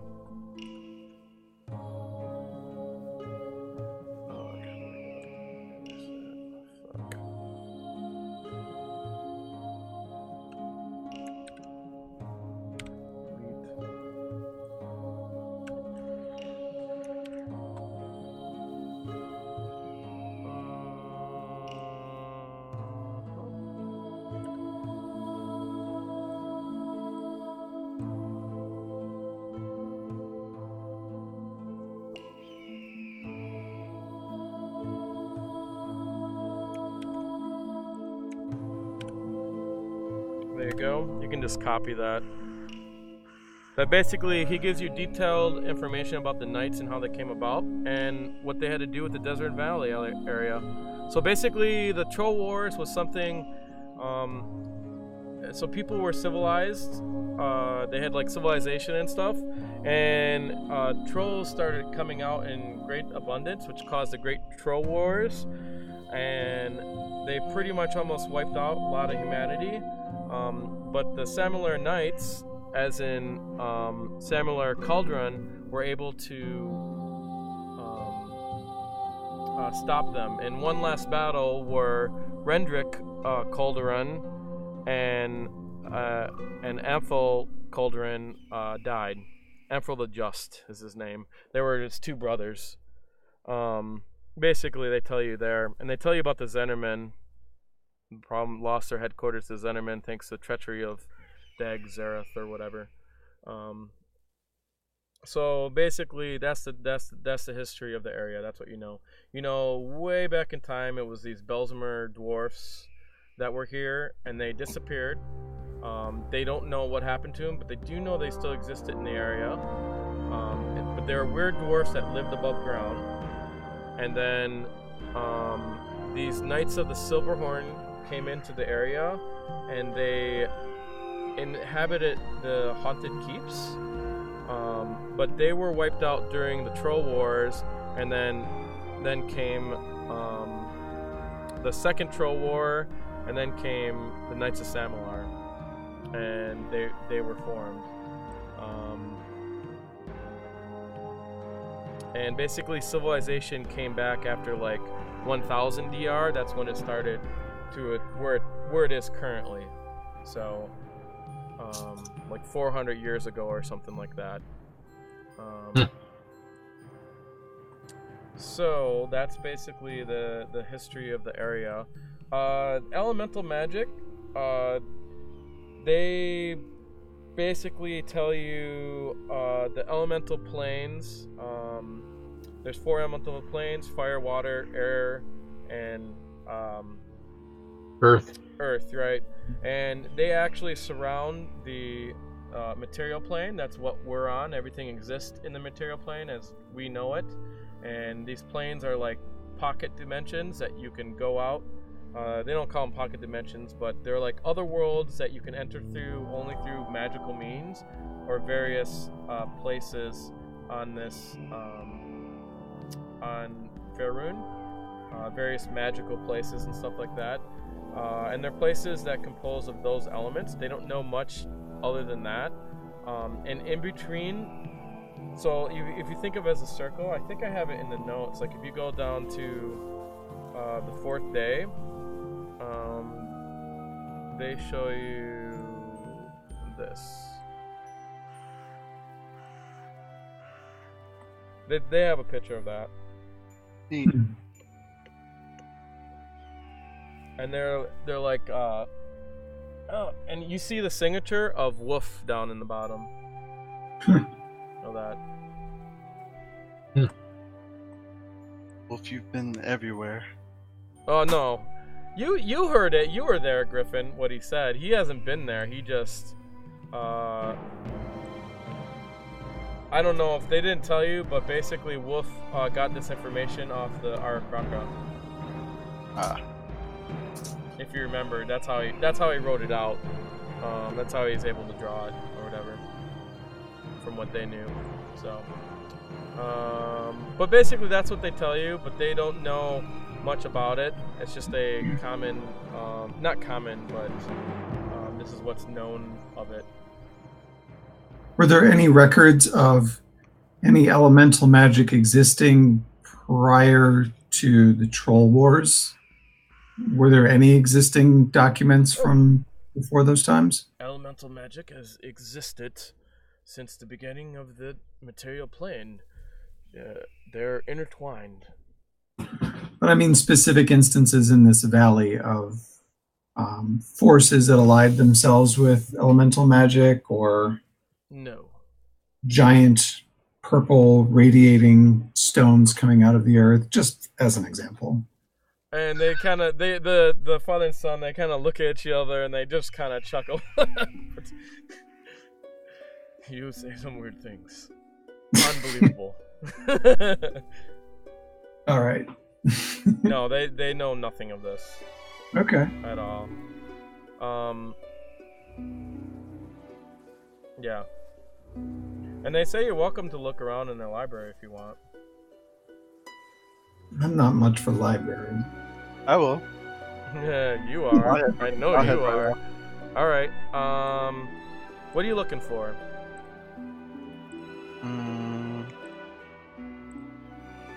Maybe, I mean, there's nothing about the Knights of this, with the Knights of...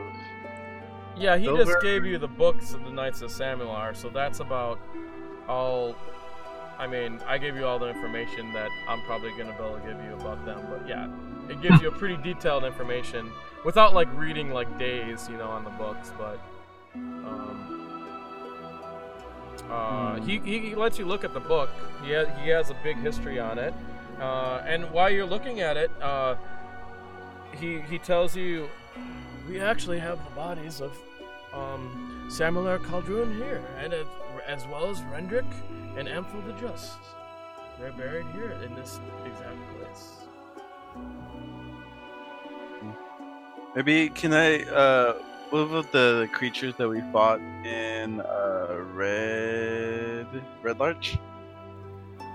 The Maybe the creatures that you fought. They have a book on beast. You can roll a. See if you can find it. If they have it here, they do have a pretty nice library. Not as nice as Candlekeep. I guess you'd roll like a history check to find it. Because it's not just noticing the names, you have to know information. Oh god. no. Oh man. Well, give yourself advantage because you're, I mean, this is like your realm. This is my thing, So, yeah. yeah. They organize it the same way that you know of because you're from Candlekeep. That's a little bit better. Alright. You do find information on those creatures. Oh, good. I think they're still in here. Yay. Basically, they're known as anhags.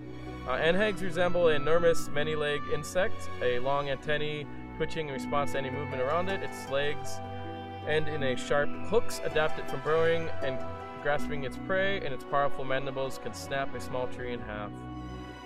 Lurkers in the earth, anahag use powerful... So basically, they dig underneath the earth. They can burst from the earth to seize its prey. They're fairly rare to come across. They have digestive acid that they can shoot out at opponents. They're able to burrow underneath the ground. They're bane of field and forest.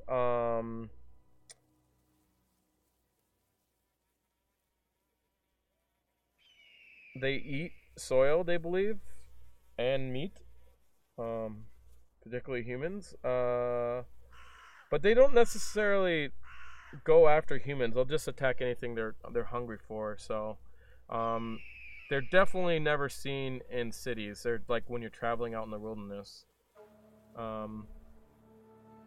Okay. So And pastures teeming with grazing livestock and forests rife with game are Anhag's prime hunting grounds. So Anhags thus are the bane of farmers and rangers everywhere, but they're not usually seen in towns full of people in the middle of the street. That's odd. Also, can I research the symbols? But I'll give you this information if you want to write it down as notes, since you're... Yeah. Do you know how to do notes? Yeah.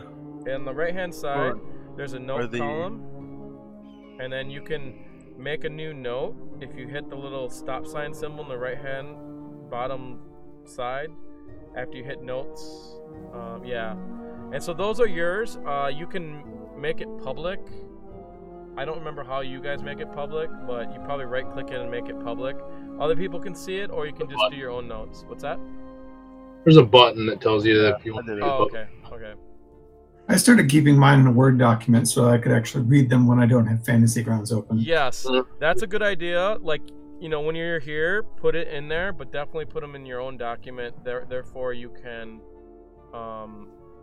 you will know. And I suggest, you know, if you put it on Google Drive and then give me a link, that would be good, because it helps me keep track of everything that you guys go over. So, you guys like a lot of information, so it gets like, which is great. No, that's really good. I like that role playing better, but sometimes you guys go off in areas that I'm like, oh yeah, I forgot we talked about that. And speaking of such, the last thing, can I maybe research the symbols? Oh yeah, Or look maybe for symbols here. Okay. Yeah. Can you roll another history check? Can. So for every time you want information, you gotta roll. We'll say it takes you like an hour and a half per one. Oof. You That was get advantage, yeah. You know how to do advantage? You hit ADV in the bottom there, but you can just do it that way. That Man. is awful. You have inspiration. Oh yeah, I do, huh? Okay. Yep. Beautiful. Big money, no whammies, no whammies. Not. Sure. Oh, you gotta roll again. Oh wait, you're not. Well, whatever. You can roll. You can roll with advantage. So you get to roll again. By the way, if you hit ADV on the bottom, it'll give you advantage. So If on the bottom of your fantasy grounds, there's ADV there. If you hit that and you roll, it just does it. But I'll hit it next time. yeah, next time. Wow. I wish it did automatic 2 rolls like in Roll20 and showed you. I really wish it did that. So useful. Oh, it did not. Oh, it didn't roll. Okay. Yeah, no, I didn't see it. Pretend like it never happened. You could just roll a 20-sider. We know you got +3. We can add it. Jesus. Alright. Well, with a 14, you are able to find a book. What do you want to find a book on? Exactly? Perhaps elemental symbols? Okay, you find a book on, it's called Elements and Chaos. That's the closest thing you can find on it. And in this book, it has some symbols that are on the spine. It has some symbols that are sort of almost similar. Kind of reminds you of what you've seen down below Red Larch, but not exactly. And below the big, giant, purple pulsing thing. Not exactly, but that's what attracts your eye to it. So, and you're like, oh, well, this is interesting. Elements and Chaos is what it's written in a. The writing on it is it has like a gold inlay. It has very old style fonts that they would have used many years ago. So you know this book must be kind of old. And you go open it up, and all the pages are ripped from it. They're all ripped? Yeah. Oh, that's nice. All the pages are gone. They've been ripped. And, you know, the father sees you doing that. It's like, oh, yes. That's been like that for some time. We found this library when we came here. That's why we came out. And they came out here like 40 years ago. So they've been out here for the last like 10 years or something. Very curious.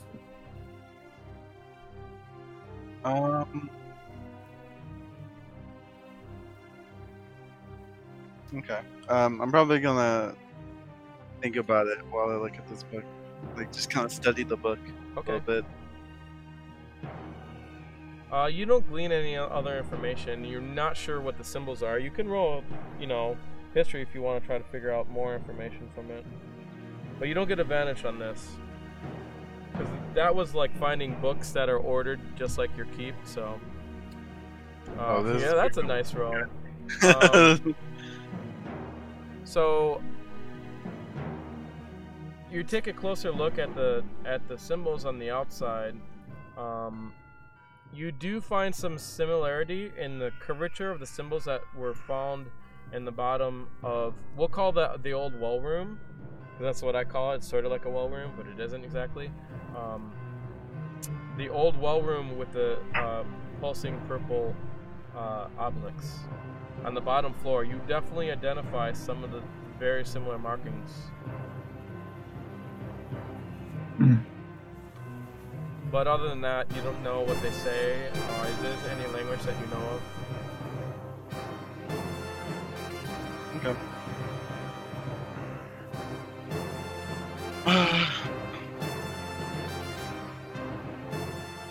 And anything else you guys want to do? I'm good. I'd say we turn in and go check out that monastery first thing in the morning, unless we want to do it at night. Oh yeah, up to you guys. I'm always good for a night travel. Maybe, yeah. Actually kind of want to go to like somewhere, maybe like a merchant or something. What? You guys are talking. What was going on? Sorry. I just wanted to go to like a merchant or something to get some components. Oh, you can get components here. They have components for you. Oh, okay. I just want to purchase like You can purchase from these guys. things for an augury. What's that? I just want to purchase thing for an augury. What is that? I'm purchasing. Specifically marked sticks, bones, or similar tokens worth at least 25 gold. Oh yeah, they have that here. So they worship the same god as you do. So. How much is that worth? 25 gold.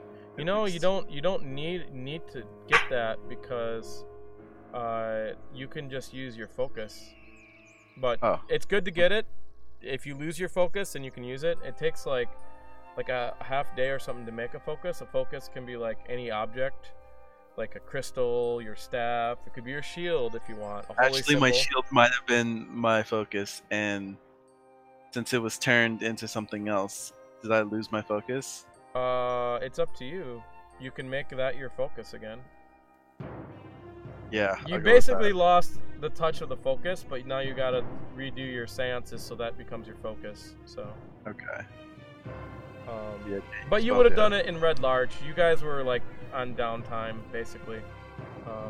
Okay. Cool beans. So you can make the shield your focus if you'd like. Yeah. Oh, I don't know. I don't know about that. Okay.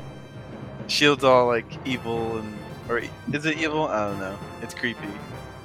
You have no idea. I don't blame you. And maybe like just like an amulet I had on me. Well, you can do your holy symbol if you want. Or holy symbol, sure.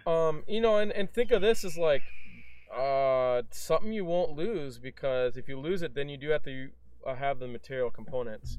And I'm gonna guess, since you're asking for material components, you do get the material components of everything you need, just in case you lose it, because you're already asking for it. So you can get that here. You can just spend whatever you need for that. If it's under 100, you can use your focus. Under 100 gold pieces worth of materials, you can just use your focus. Anything over, you do have to buy. So. Got it. All right. I think that's it for me. Maybe oh, actually, sorry guys, I'm taking so long. These guys are patient. They're not like the other group. So. The shield.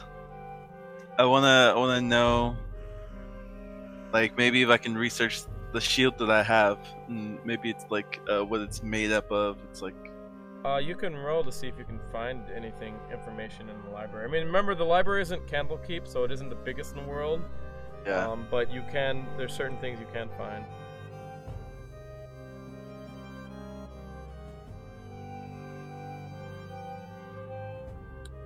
Oh, trash, man. All right. You find nothing on it. On the material. You do find something on Mithril. It explains what Mithril is. It's a really light metal made by the elves. Or no, dwarves, I'm sorry. From the Mithril mines. Yeah. The shield is Mithril? No. You find stuff on Mithril, though. You rolled high enough to find something interesting, just not what you're looking for. Yeah. Not what I want. Yeah. Okay, that's it. Mithril is the lightest, but strongest metal there is, basically. Got it. Or actually, adamantine is actually stronger. That's the only thing stronger. So, I'll join the other two after. Okay. Scratching my head. Can I keep the ripped out book? No, they don't let any of the books out. No, they keep it there. I'll take sketches then. Yeah, of course. And you know they're going to be keeping it there because they're doing research and trying to figure out, you know, the books that are left here and why they're here and all that kind of stuff. So.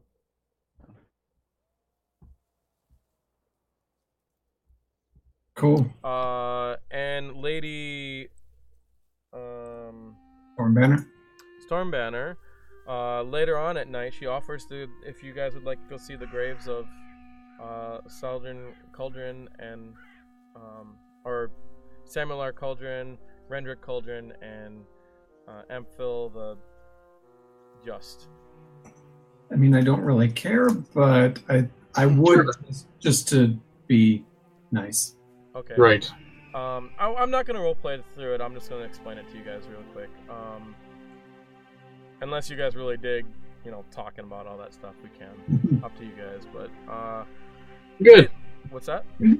I'm good. Yeah. Maybe if I were a knight, I would. But yeah. And it's so you guys go down. She takes you down. It goes really, really deep. She says these catacombs were here since they've been here, or these catacombs were here when they got here. So there's lots of things they don't know of, but have long since been looted. But she does bring you to a new part that they made that they hired dwarves to help make for them, and they bring you into a big, large cavern. Inside, you see mural paintings. What you can only assume must have been the Troll War, and it depicts images of the Desert Valley, and in the people that are perceptive, which is Kevril and Criella, are highly perceptive. You guys notice right away. You identify what looks like.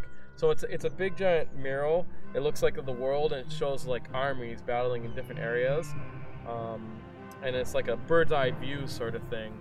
And at least this mural that you're looking at, and you can see all over to the right. You see a valley, and on that valley you see Feathergale Swear.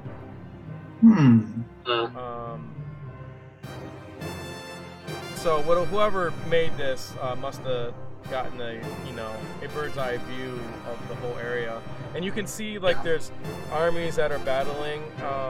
And she explains this is the Troll War. They had an artist do this like maybe 20 years ago. Depict what they thought the war was.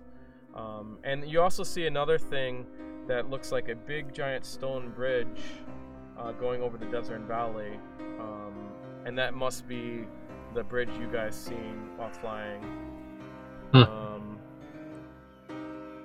And you can see the Desert River cuts through it, and then there's also some close-up ones of people battling, and you get images, and she points out this is Samuel Cauldron.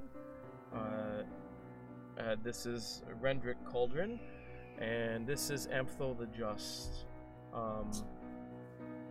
And it shows that they're going in battle in front line. Rendrick and Samular look fairly similar. Samular is quite a bit older. They're both human with long blonde hair, and you can see they're fighting. But one thing you do notice is that one fights with sword, and the other one looks like they're casting spells. That would be Rendrick. And Amphil the Just, he looks like he's commanding some armies on the side.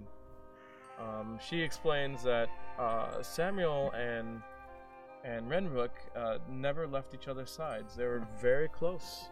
Then she shows you another image, which is them finishing up the Troll War, and it shows an image of Rendrick getting stabbed through the head by a troll, which is, they believe that's how he died. At least that's how his brother written in the manuals they found. And then they show you another image of after the war, after they defeated all the orcs and trolls. There's another image of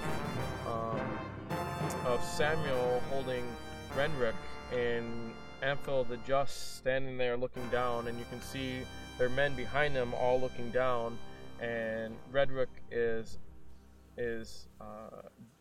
looks like he's dead in Samuel's hands. And you can see Samuel pouring some kind of he's got like a vial, like a big vase, and it looks like he's pouring something in his lips. And she said, It is said that Samuel tried reviving his brother at no avail. It wasn't possible. It was he took a grievous wound that not even healing potions could heal. So basically, they explain the war, and then you get images of paintings of them individually, and here lies their tombs. You can see it looks pretty humble. It's not like super decked out. Over there's paintings. The paintings are pretty nice. They're like a fresco above each of the tombs. The tombs are, you can see stone is all carved out, and you can see there is coffins there that aren't super decked out. And she tells you that Samuel was a very humble person, and never wanted to be buried with anything extraordinary. In fact, him being buried here like this would probably be a bit against his wishes, but it helps the knights to understand their heritage and how important of a person he is. So, how do you recruit new knights if you're way up here?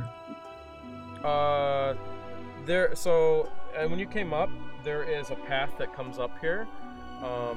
They have, she tells you that she's got people in Waterdeep. They have a post in Waterdeep and here.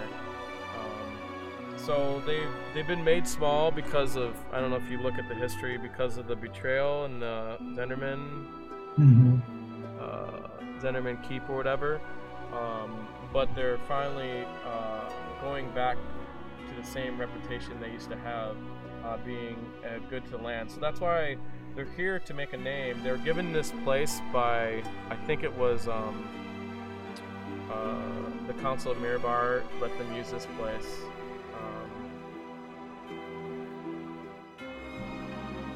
So yeah, that's about it. He said they're not too big right now, but you'll see them here and there. And she tells you their virtues, which basically are virtues of Tyr, which is law and justice, seek out evil.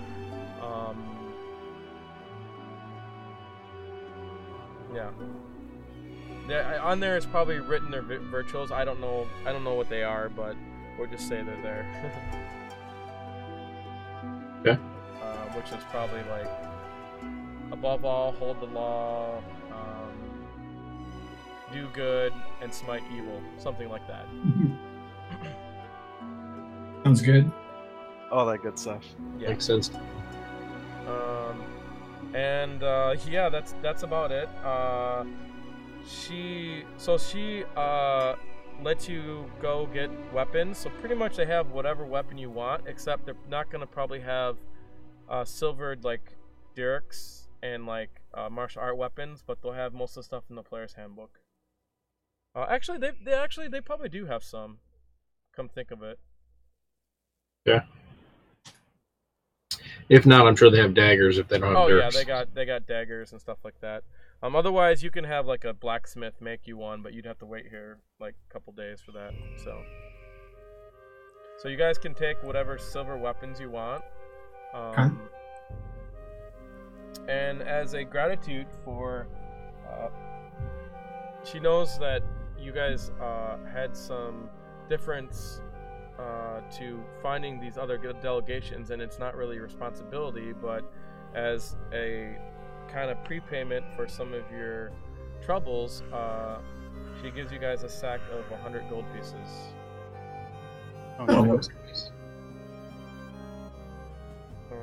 And she tells you she's talked to the Order of the Gauntlet, which I don't know if you know what that is, but that's a faction here.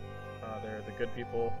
And she said that if you bring back this knight's body, they will definitely give reward for it. She doesn't know what, but they'll say definitely. So there's like a missing knight's body.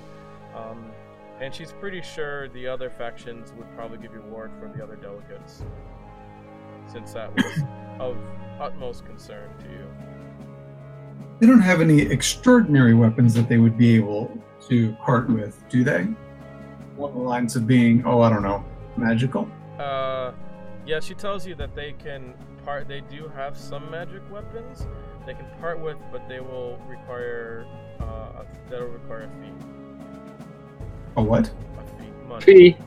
Oh. A donation to the knights. I do have some money, so I'm interested in what they have. I can't remember what the cost of a +1 weapon is, but it would be expensive. Cost of D&D. I sent one out a while ago, but I can't remember where I put it. Cost of D&D 5e.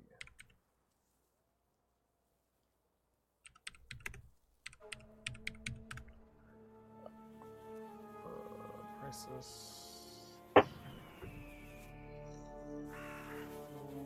Well, I'll just look on here. Actually, I think it does give me the prices on here. Come think about it. So, what do you want?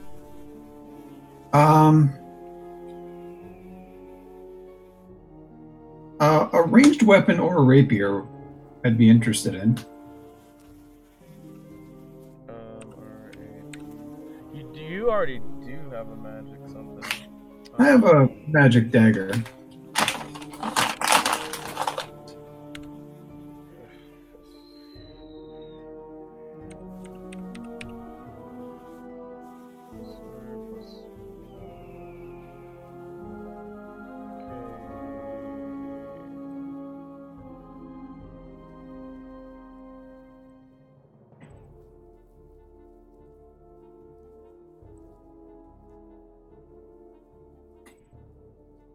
Longsword would be 2,000 gold pieces, or yeah, +1 weapon. Yeah, they're not cheap. That's all. What's that? That's all easy. Yeah, they have some magic swords that they're willing to part with, but it's not very common. Hold on, they would do it for.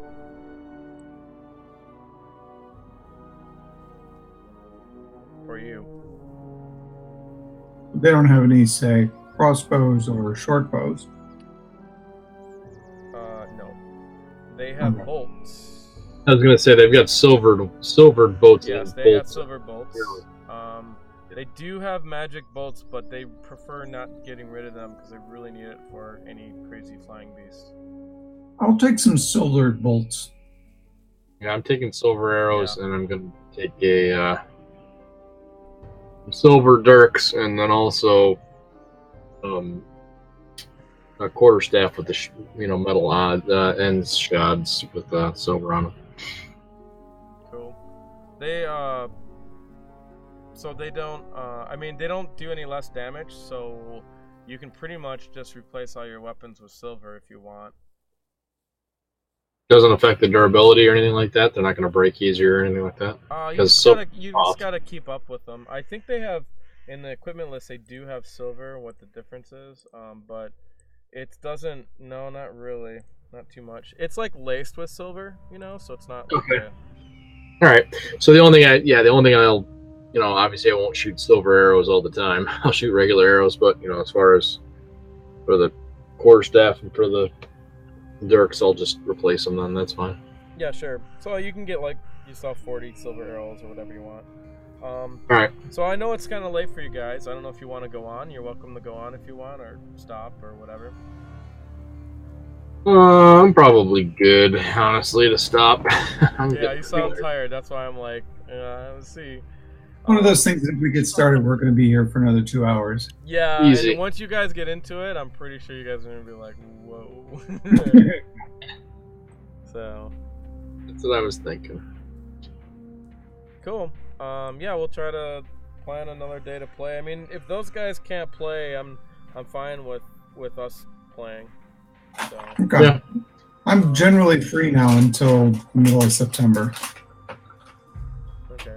So if you guys feel like doing this where you scope out that area, we can. just because I think if we play like, I don't know, if we play once a month, we're gonna be on this for 5 years, and I will go fucking crazy and shoot myself. Uh-huh. I hear you. Kind of a long Then you'll have to spend an hour recapping every time. Yeah, exactly. That's what ends up happening, and I'm just like, I'm not gonna keep recapping this shit. So we just need, and you lose like the, oh my god, what were we doing? That was cool. And now see, we build up some mood to go do something, then we're like, oh, we're not gonna do it for like 2 months after, and you're like, oh, I don't remember. Mm-hmm. So, but you guys should play through it because it's pretty fucking awesome. But we'll ask Marc and Vhajjharma if they want us to play their characters. I'm fine with that if they want it. It's up to them. So if they want it so they don't die, that's fine. They just won't get experience or something like that. So That's fair. it'll work. Makes sense to me. But anyways, cool. Well, I hope you guys. It's just talking about shit. So It makes for a much richer experience once you know all the history and all the people. Absolutely. It is true. Absolutely. And So when they double cross us and we have to throw them off of this castle, then we'll know more about them. yeah, indeed. A lot of people falling to their deaths in this campaign. So. Yeah, apparently. And there's another place that's like high up on a spot too. So Good thing I've got wings. Why not? yeah, that's super useful. So next session, I guess you guys will probably just go to the Sacred Stone Monastery, which should be really fun. That's the Good plan. chance. If the knights had more interesting shit, I would wander around at night and check things out on the slide. If you guys would like to do that, I mean, we can. We can. I mean, so if we're gonna play like without some of the rest of the group, it's a perfect time to do that stuff. I will add in more. Like, you'll probably get a richer experience out of it because you'll probably find out more information and all that kind of stuff. So you're welcome to. We can plan that next session. You guys can all sneak around if you want. Ooh. Yeah, we'll see. Yeah. I don't know who we got for next session, but yeah. Yeah. So, cool. All right, cool. All right, guys. I'll talk to you later. All right. Good night. Later. Good night. Bye. Wait a minute. Wait, did did Aaron actually show up? Yes. Is Aaron still there?